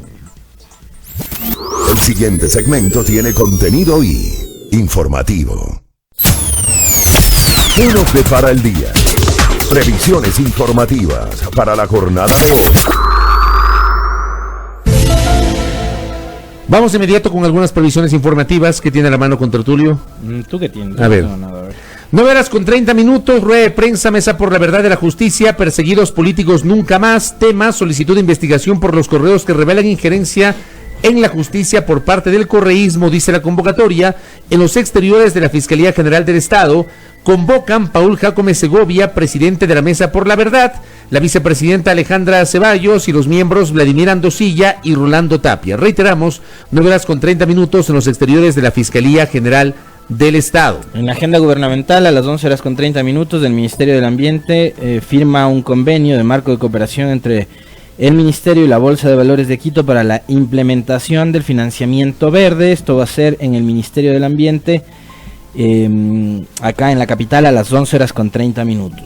El presidente Lenín Moreno tendrá actividad en la ciudad de Esmeraldas, participará a las 12 horas de la sesión solemne por los 199 años de independencia de Esmeraldas en el Malecón de Las Palmas, explanada de Flopec. Reiteramos, a las 12 horas la presencia del señor presidente de la República en el sector de Las Palmas, en la ciudad de Esmeraldas. Hoy también, 9:30, la Defensoría del Pueblo presentará una acción de protección a favor de los maestros jubilados del país para lograr el pago en efectivo de su incentivo jubilar y el reconocimiento de su derecho a la seguridad social. Esto será a las 9:30 en el Complejo Judicial Norte en Quito, ubicado en las calles Amazonas y Pereira. En la asamblea hay actividades del día de hoy con Tertulio, una agenda bastante extensa, pero digamos que están invitados a las 10 de la mañana a la conmemoración por los 40 años del retorno a la democracia, conferencia magistral, lecciones aprendidas de la reforma institucional en el Ecuador por estos 40 años. Pasa en con perspectiva, Tertulio. La expositora será la doctora Rosalía Arteaga. Esto va a ser en el Salón José Mejía Lequerica, o conocido como Salón del Ex Senado, a las 10 horas. También hay algunas otras actividades con Tertulio en la asamblea, pero digamos que eso como lo más trascendente, ¿no? Lo más importante, ¿no? Correcto. Acá también tenemos una invitación a una actividad del señor vicepresidente de la República, Otto Sonnenholzner. Va a participar del Encuentro Regional de Autoridades Agropecuarias, capítulo fitosanitario, en el Ministerio de Relaciones Exteriores y Movilidad Humana, en La Carrión, el 10 de agosto, a partir de las 11 de la mañana. Oye, por acá me pasan un dato interesante. Hoy reunión de ministros de la región, ministros de de Agricultura a razón de la presencia del Fusarium raza 4, este hongo que afecta a la planta del plátano. Ya. Esto va a ser en el Ministerio me imagino que de Agricultura y Ganadería, ¿no? Ya. Sí, por acá tenemos otra invitación, dice rueda de prensa. Se invita a los medios de comunicación a la presentación de la Agencia de Fiestas del Maíz y Turismo Rumiñahui 2019. Esto es mañana, en el Ministerio de Turismo en la Avenida Gran Colombia. Sí, Esto justamente. mañana. Es para el día de mañana. Sí, pero mande mañana, pues, la previsión. Oye, una cosa adicional, con respecto al comentario que yo había hecho del tema de las desvinculaciones, por la nota de Diario El Universo, me envían un comunicado, un desmentido del Ministerio de Educación, que dice que aclara a la ciudadanía en relación con publicaciones de medios de comunicación que no existen desvinculaciones de personal desde esta institución. Cabe aclarar que el sistema no maneja desvinculaciones ni reestructuración de personal. Eso nada más. Correcto. Así que está la lectura del comunicado del Ministerio, Ya, que dice que no van a desvincular gente. Por si acaso la noticia fue publicada en un periódico. No Me dicen nosotros. que es en el Ministerio de Relaciones Exteriores, esto del Fusarium raza 4, y que correcto. a las 11 de la mañana va a estar el vicepresidente de la República, Otto Sonnenholzner. ¿Cómo no?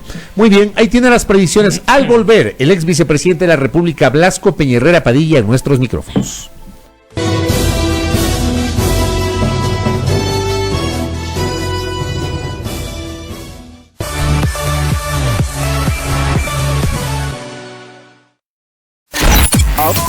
Ahora escucha Majestad FM. Ahora escucha Majestad FM en el canal 3 de TVNet. Majestad FM. Majestad FM. Con todos sus programas, locutores y DJs, están las 24 horas contigo en el canal 3 de TVNet. Majestad FM. La soberana del aire. Ahora en el canal 3 de TVNet.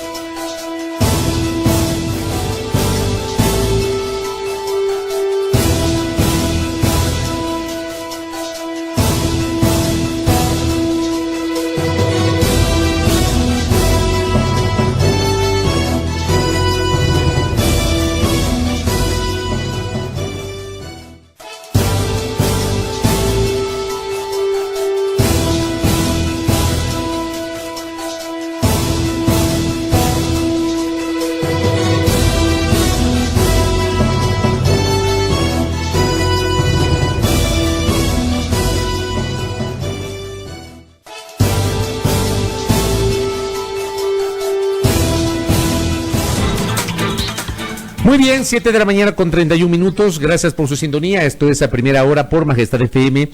Lo anunciamos al inicio de este espacio de noticias. A lo largo de esta semana, hasta el jueves, porque el viernes será pues un día de asueto, un día de feriado, tendremos entrevistas en este espacio de noticias asociadas a hacer un análisis de lo que han significado estos 40 años desde el retorno del Ecuador a la democracia el 10 de agosto de 1979. Es evidentemente el periodo democrático más largo en la historia de lo que hoy es el Ecuador, del Ecuador como república desde 1830, estos 40 años que claro, han tenido sus bemoles. Hay una serie de episodios que los analizaremos en el curso de esta semana, ocurridos justamente en estos 40 años. Y hemos invitado a un personaje que ha sido pues actor protagónico de esos 40 años, el ex vicepresidente de la República, Blasco Peñerrera Padilla, quien ostentó ese cargo entre 1984 y 1988. Visita el doctor Peñerrera la mesa de trabajo de A Primera Hora. Qué gusto, bienvenido. ¿Cómo está usted? Bienvenido, doctor. Mil gracias. Muy complacido de estar con ustedes. Gracias por Para la nosotros es gentileza. un privilegio tenerle acá. Qué gusto. Muy amable, sí. A ver, voy a empezar por algo que le ocurrió a Blasco Peñerrera, que pudo haber sido el episodio más complejo de su vida política. El famoso Viernes Negro. Ese pudo haber sido el episodio más complejo, el suyo personal como vicepresidente de la República. Es un hecho que recoge la historia, el secuestro del entonces presidente de la República en la base aérea de Taura, y todo lo que, digamos, se dijo, se rumoró en el entorno, que inclusive provocó un distanciamiento que felizmente años después permitió limar asperezas entre sus protagonistas, el presidente Febres Cordero y el vicepresidente Peña Herrera. Pero ¿cómo cataloga ese Viernes Negro, doctor Peña Herrera? Pues dice usted con toda razón que es uno de los episodios más relevantes, más notables, no en el sentido de positivo ni negativo, sino de notable simplemente. Sí, sin duda. Ese acontecimiento. Y efectivamente, digamos, pudo haber sido de consecuencias negativas, de consecuencias desagradables para mí, pero afortunadamente tuvo un curso coherente con la realidad de los hechos. Yo pues he relatado en varias ocasiones lo que ocurrió aquella mañana, que me tomó pues de absoluta sorpresa primero el hecho de que el presidente se hubiera trasladado a la base de Taura. Yo no tenía ninguna información al respecto, y el hecho pues de que se hubiera producido semejante acontecimiento en aquel sitio. En fin, todos los acontecimientos que se dieron, imprevistos, alarmantes, preocupantes, pero afortunadamente, como usted muy bien lo ha señalado, con un desenlace positivo. Positivo diría yo en el sentido de no haber alterado gravemente el orden democrático. El orden democrático, la estabilidad democrática del país. ¿Y por dónde pasó esa solución? ¿Qué fue lo que ocurrió que finalmente no se dio ni el golpe militar ni tampoco la sucesión presidencial, doctor? Yo diría que una sucesión de acontecimientos. En primer lugar, el hecho de que el presidente hubiera reaccionado positivamente en la circunstancia aquella, es decir, que no hubiera causado él digamos una tragedia, una pérdida humana, y luego pues que las cosas hubieran llegado a un desenlace positivo. Básicamente diría yo eso, ¿no? Yo hace muchos años leí el libro El Viernes Negro, de su autoría. Era su visión sobre lo que había pasado.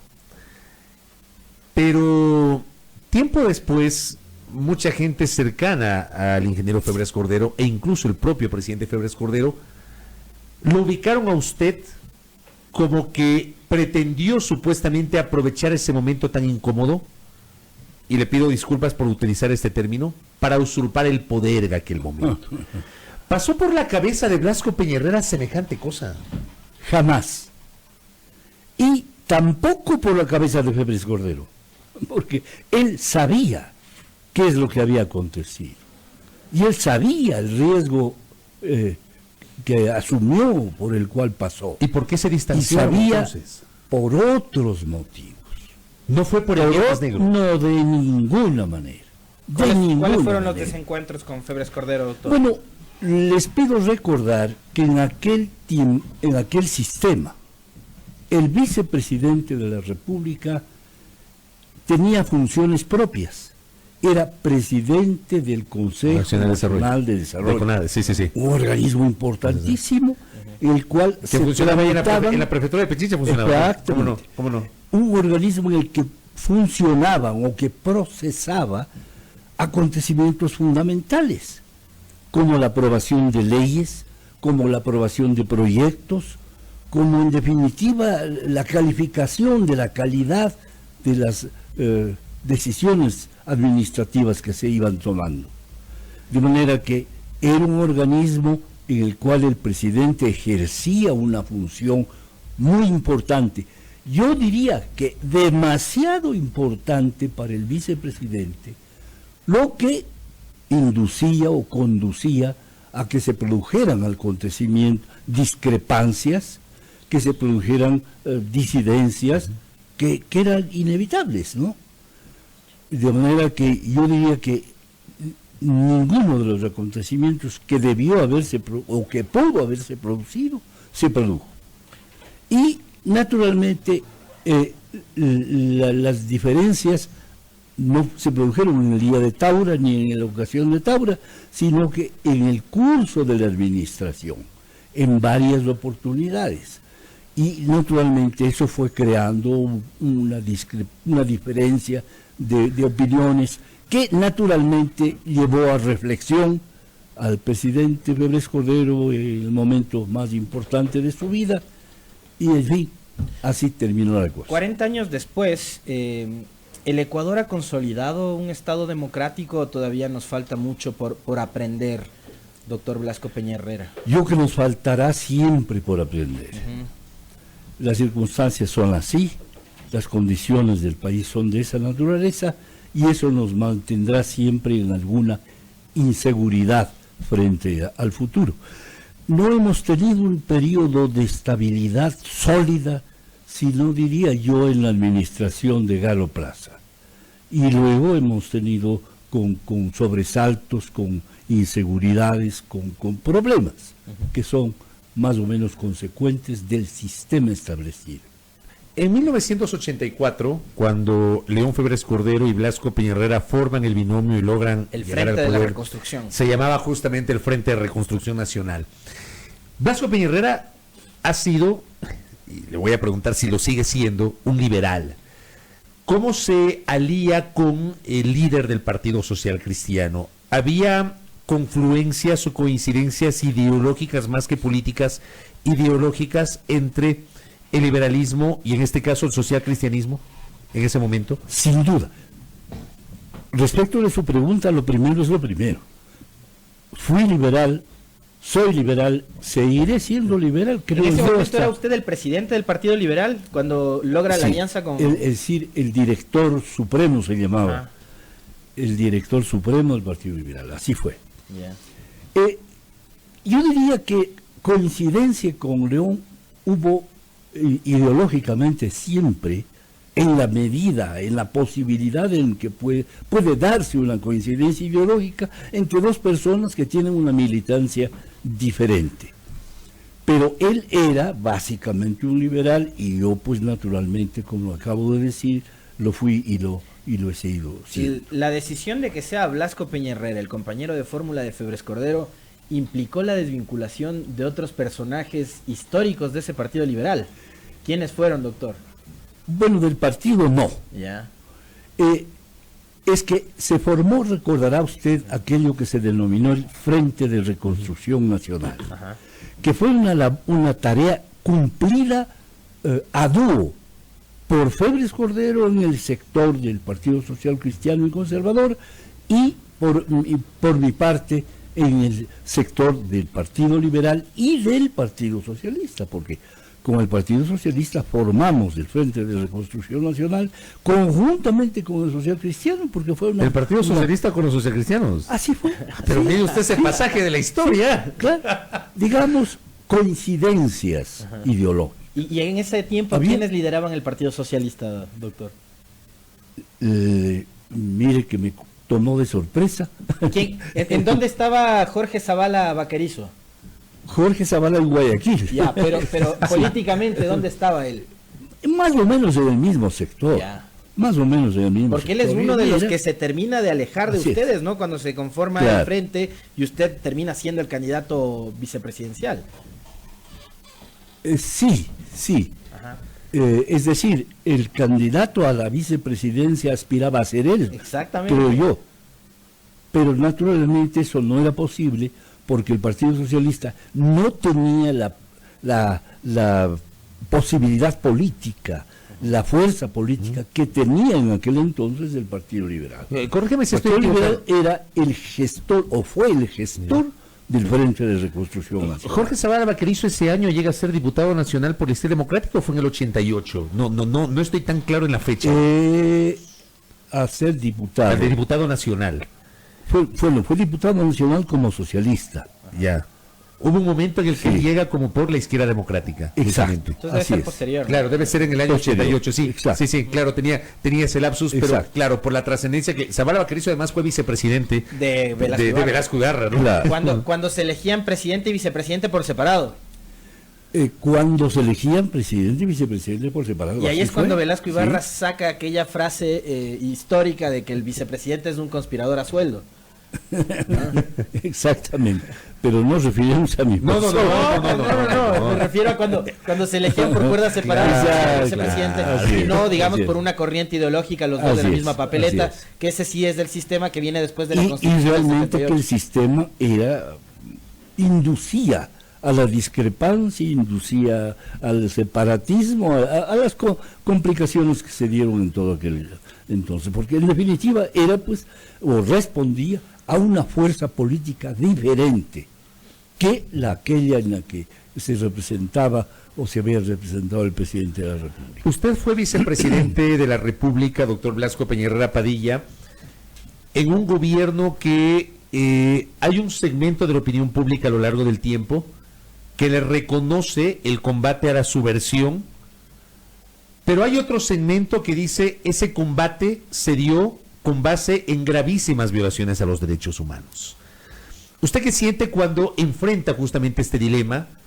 Se combatió la subversión, se logró exterminar en el gobierno de Febres Cordero la génesis de lo que pudo haber desembocado en algo parecido a lo que sí vivió Perú, por ejemplo, con Sendero Luminoso y Tupac Amaru, lo que vivió Colombia con las guerrillas de las FARC y el Ejército de Liberación Nacional, e incluso con el M-19, que tuvo pues su papel en la década de los 80, aunque luego entregó las armas y varios de sus actores se integraron a la vida política. Me parece que Navarro Wolf es uno de los que todavía perduran ahí en el caso de Colombia. En el Ecuador no pasó, pero bajo un costo muy alto.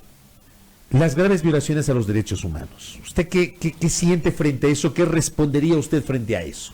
Se violaron los derechos humanos. Yo diría que se produjeron violaciones a los derechos humanos incidentalmente, pero no sistemáticamente. No se organizó un gobierno para violar derechos humanos, sino que, dadas las circunstancias, se produjeron enfrentamientos, discrepancias que condujeron a violaciones de los derechos humanos, pero ocasionales, no sistemáticas. No tuvimos un gobierno, ese gobierno que usted ha mencionado con todo acierto, tanto en los dos vecinos del norte y del sur. El caso de los hermanos Restrepo, ¿en dónde le ubica usted, doctor? El caso de los hermanos Restrepo es un caso lamentable, en el que coincide diría yo, la liviandad, la ligereza de los jóvenes Restrepo en participar en la política y en hacer política beligerante, política guerrillera. Y naturalmente pues la represión exageradamente firme que ejerció el presidente Febres Cordero. ¿Usted ubica a dos adolescentes de 16 y 18 años como guerrilleros? Bueno, Cuando eran de una familia acomodada, sí, vivían en el valle. Los guerrilleros lamentablemente son de esa edad o algo mayores, pero están en ese ambiente. Pero al decir guerrilleros yo no digo el guerrillero sistemático, el guerrillero profesional. Como decía, pues refiriéndome a la observación que hiciera usted sobre los dos vecinos norte y sur, eso no hemos tenido aquí. No tuvimos sino lejanamente en la época revolucionaria liberal y después ya no con ese estilo, con ese propósito, el propósito de captar el poder por la fuerza. Pero mire usted cómo 31 años después la familia Restrepo no tiene certeza sobre qué pasó con sus hijos. Y es un tema que creo que como sociedad nos sigue doliendo, doctor Peñarrera. Bueno, lo que sucedió con los chicos es, desgraciadamente, la consecuencia del ejercicio de la violencia. Ejercer violencia, el el político y ejerce violencia el policía. Desgraciadamente eso fue. Se actuó con excesiva violencia. De acuerdo. ¿Usted Sin está duda. consciente de eso? ¿Usted hace un ejercicio de Totalmente. autocrítica sobre eso, doctor Peñarrera? Sí. No creo que los jóvenes Restrepo implicaban un riesgo político inminente para el gobierno. De ninguna manera. Se habrían reprimido en términos mucho menos absurdos que los que se utilizó la policía. En estos 40 años, doctor Blasco Peña Herrera, ¿usted identifica momentos en los que quizás la democracia en nuestro país pudo haber corrido un serio problema, vicisitudes, pudo haber estado en riesgo? En varios instantes lo estuvo. En varios instantes lo estuvo.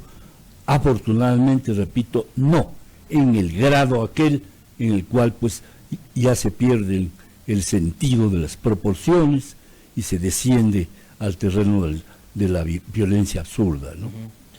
Por ejemplo, esa etapa durante los años 90 y parte de los 2000, donde vivimos 3 golpes de Estado consecutivos prácticamente, ¿no? Claro, así es. Ajá. Así es. Ocurrió que en el 2000, por ejemplo, cuando se da el golpe contra Mahuad, hubo un intento militar nuevamente de retomar el poder. Así es, así es. Era la época en la que estaba, yo diría, consolidándose la democracia. No podíamos hablar de un sistema democrático establecido. Habíamos tenido tantas convulsiones, tantos tropiezos. Crisis económica. Más aún. Y eso era lo consecuente, ¿no? Por fortuna hemos logrado superar aquello, esperemos que de manera definitiva. ¿Cómo lograron ganar las elecciones en el año 84? Le hago esta pregunta a quien fue vicepresidente de la República en ese año, porque en la primera vuelta gana Rodrigo Borja, en binomio con, si la memoria no me es infiel, Aquiles Rigay Santisteban, era su compañero de fórmula.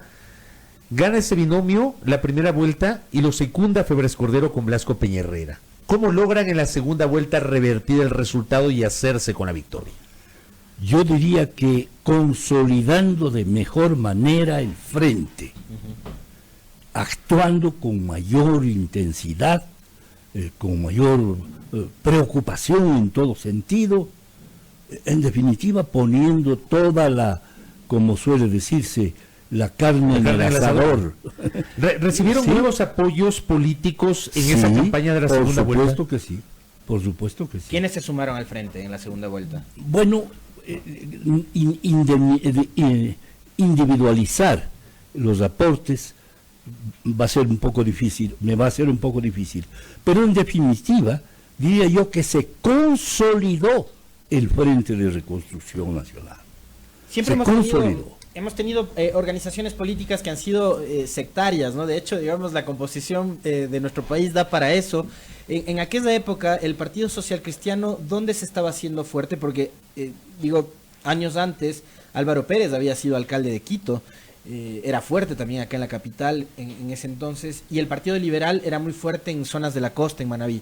¿Cómo se ubicaban, cómo se repartían las fuerzas, doctor? Bueno, yo diría que se produjo una especie de consolidación del liberalismo nacional y de una unificación más activa de lo que llamamos el Frente de Reconstrucción Nacional. Porque si le miramos en el espectro político, el Frente era una organización sumamente fuerte, puesto que estábamos hablando desde el Partido Socialista en la izquierda hasta el Partido Conservador en la derecha. Y ese era el Frente de Reconstrucción Nacional. De manera que tomamos un poco tibiamente la primera vuelta de la elección y hacia la segunda nos jugamos enteros. Y afortunadamente el resultado fue el que se produjo. ¿Recorrían juntos el país? Sí, claro que sí. Sí. Juntos y separados, porque la cosa era también así. León tenía una mayor fuerza, una incuestionable mayor fuerza en Guayaquil específicamente y en Manabí, en términos generales de la costa. Mientras que los liberales la teníamos, y la tenía yo personalmente, en Quito, hacia el norte, Carchi, Imbabura, Tungurahua también en muy buena proporción, y más hacia el sur. ¿Qué pasó con el Partido Liberal? Ahora ya no existe el Partido Liberal. ¿Qué pasó con esa corriente de liberalismo? Desgraciadamente fue decapitada, por las circunstancias, y se deshizo, ¿no? Se deshizo, se orientó hacia diferentes sectores o con diferentes influencias personales y desapareció, lamentablemente. ¿Y dónde fueron a parar aquellos que comulgaban con esa corriente ideológica? Bueno, en diferentes lugares, ¿no? En diferentes lugares. ¿Usted sigue creyendo, es un defensor de las ideologías, doctor Peñarrera? Usted decía al inicio de este espacio, yo he sido liberal, soy liberal y seguiré siendo liberal. ¿Sí? ¿Usted defiende las ideologías? Sin duda. Aunque hoy, en el Ecuador de hoy ya no se habla de eso, hoy se habla más del pragmatismo, más que de los temas ideológicos. ¿Será que hoy hay que pensar así? Hoy. Bueno, digamos, son las circunstancias, ¿no? Son las ideologías y además las figuras políticas. Las figuras políticas son las que crean, en el Ecuador han creado siempre las ideologías y los partidos y las tradiciones. En este caso, pues, hemos tenido una ausencia notabilísima de personalidades destacadas de carácter político. Desde hace algunos años ya, ¿no? Y eso ha atentado contra, por ejemplo, la necesidad de tener partidos políticos fuertes. Así es. Hoy no tenemos partidos políticos fuertes. Es que llevamos adelante una campaña negativa contra la partidocracia. Le acusamos a la llamada partidocracia de todos los resultados negativos del ejercicio de la política. Pero los partidos también tienen que hacer un mea culpa de los errores que han cometido, ¿no? A lo largo del tiempo. Cometieron errores, sin duda alguna, pero hubo una conjunción, una coincidencia de una política antipartidista y de una muy lamentable y un muy lamentable desenvolvimiento de los partidos políticos. Esta es la verdad. Ahora, puede decirse en gran medida que el antipartidismo se ha generalizado en América, ¿no? Hemos tenido los grandes cauces caudillistas, pero organizaciones ideológicas sólidas, importantes, virtualmente no existe en América, ¿no? o se han ido desgastando progresivamente, ¿no? Claro, al liberalismo y al conservadurismo en Colombia les pasó, ¿no? Claro, con el uribismo, ¿no? Claro, y empezaron a surgir nuevas organizaciones políticas. Exacto. Y demás. Y digamos, pero este momento también, la clase política se ha hecho como una suerte de harakiri, ¿no? Porque yo ayer le leía unas declaraciones al Procurador General del Estado, Íñigo Salvador, que decía, ahora todo el mundo piensa que todo funcionario público es corrupto. Y claro, los políticos viven hablando de corrupción todo el tiempo, de la función pública hacia donde ellos aspiran llegar. Entonces no podemos esperar que tengamos otro escenario que no sea ese, no el de la permanente crítica. Tienen que buscar una salida para mejorar la práctica de la política finalmente.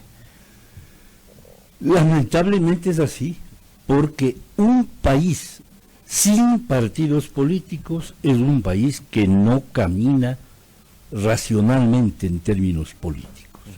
Un país con solamente líderes ocasionales o líderes luminosos, cuya luminosidad es chispeante nada más, es un país que está, pues, yo le diría que casi condenado a los desajustes, a los desaciertos y a esta cosa tenebrosa de la corrupción. La partidocracia es una estructura indispensable para el procesamiento, para el desarrollo democrático de un país. Como decía Churchill, la democracia es el menos malo de los sistemas, ¿no? Así es. Totalmente de acuerdo, ¿no? Doctor, gracias. No, es el peor de los sistemas, excepción hecho todos los demás. Perfectible, sin duda. Sí. Muy amable, doctor. Gracias por el tiempo, por regalarnos estos minutos. Muy gentil. Hubiera deseado permanecer con ustedes toda la mañana porque está entretenidísimo. Sí, Muy amable, gracias. Estoy siempre enteramente a la orden. Felicito todo afán y todo esfuerzo que se haga por racionalizar la política del país, por rescatar en definitiva, rescatarlo al país de la hondura a la que lamentablemente va llegando. El doctor Blasco Peñarrera Padilla, ex vicepresidente de la República, con nosotros. Gracias por la gentileza. 7 de la mañana, 58 minutos en la primera hora. A primera hora, el informativo de Majestad FM.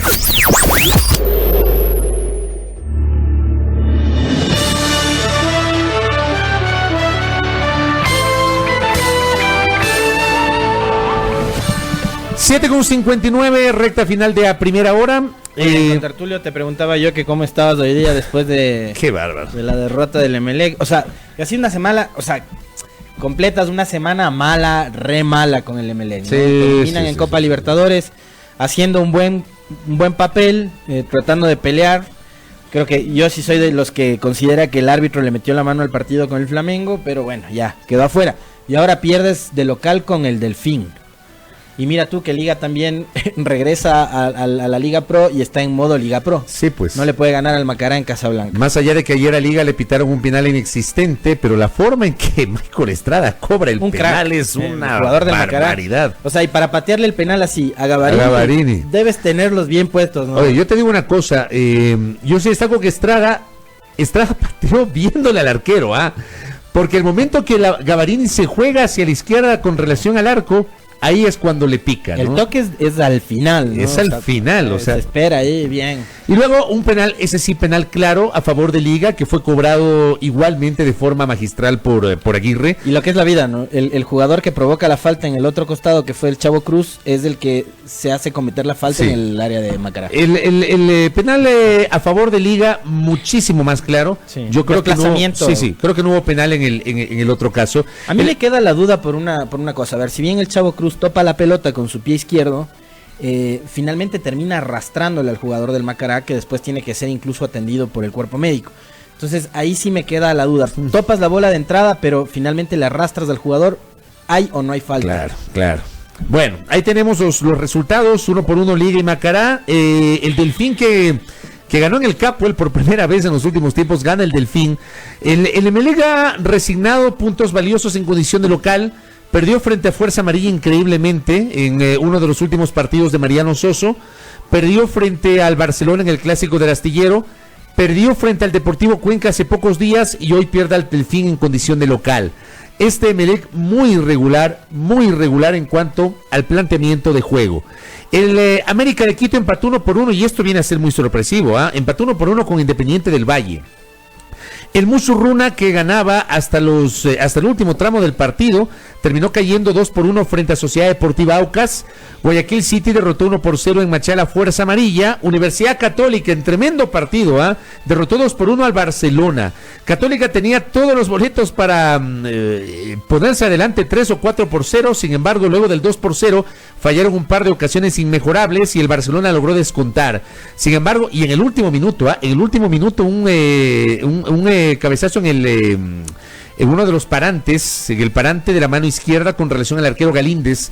En el último suspiro, Barcelona pudo haber empatado, sin embargo, volvió a perder el ídolo del astillero en su visita a Quito, y hoy el Olmedo frente al técnico Universitario. Si hoy el Olmedo derrota al técnico, que creo no es descabellado que esto ocurra, Emelec saldría de la zona de los playoffs en este momento, y como dicen algunos deportivos, no, si hoy terminara el campeonato, ¿qué pasaría? Pues si hoy terminara el campeonato, el Emelec no jugaría los playoffs, que viene a ser Eso pues... no pasa porque falta todavía... Sí, falta todavía, ¿no? Más de la mitad del Faltan año. 10 fechas, ¿no? Faltan 10 Oye, fechas. Y el Deportivo Cuenca, que empató 2-2 el viernes en la noche con el Nacional. Oye, ¿qué te iba a decir? Pero lo de la Católica es espectacular, está Sí, puntero. Tremendo. Puntero, la Católica y el Macará. Así Muy que bien. ahí están Le va muy los bien al partidos del equipo de campeonato. Tupana. Sí. Muy bien.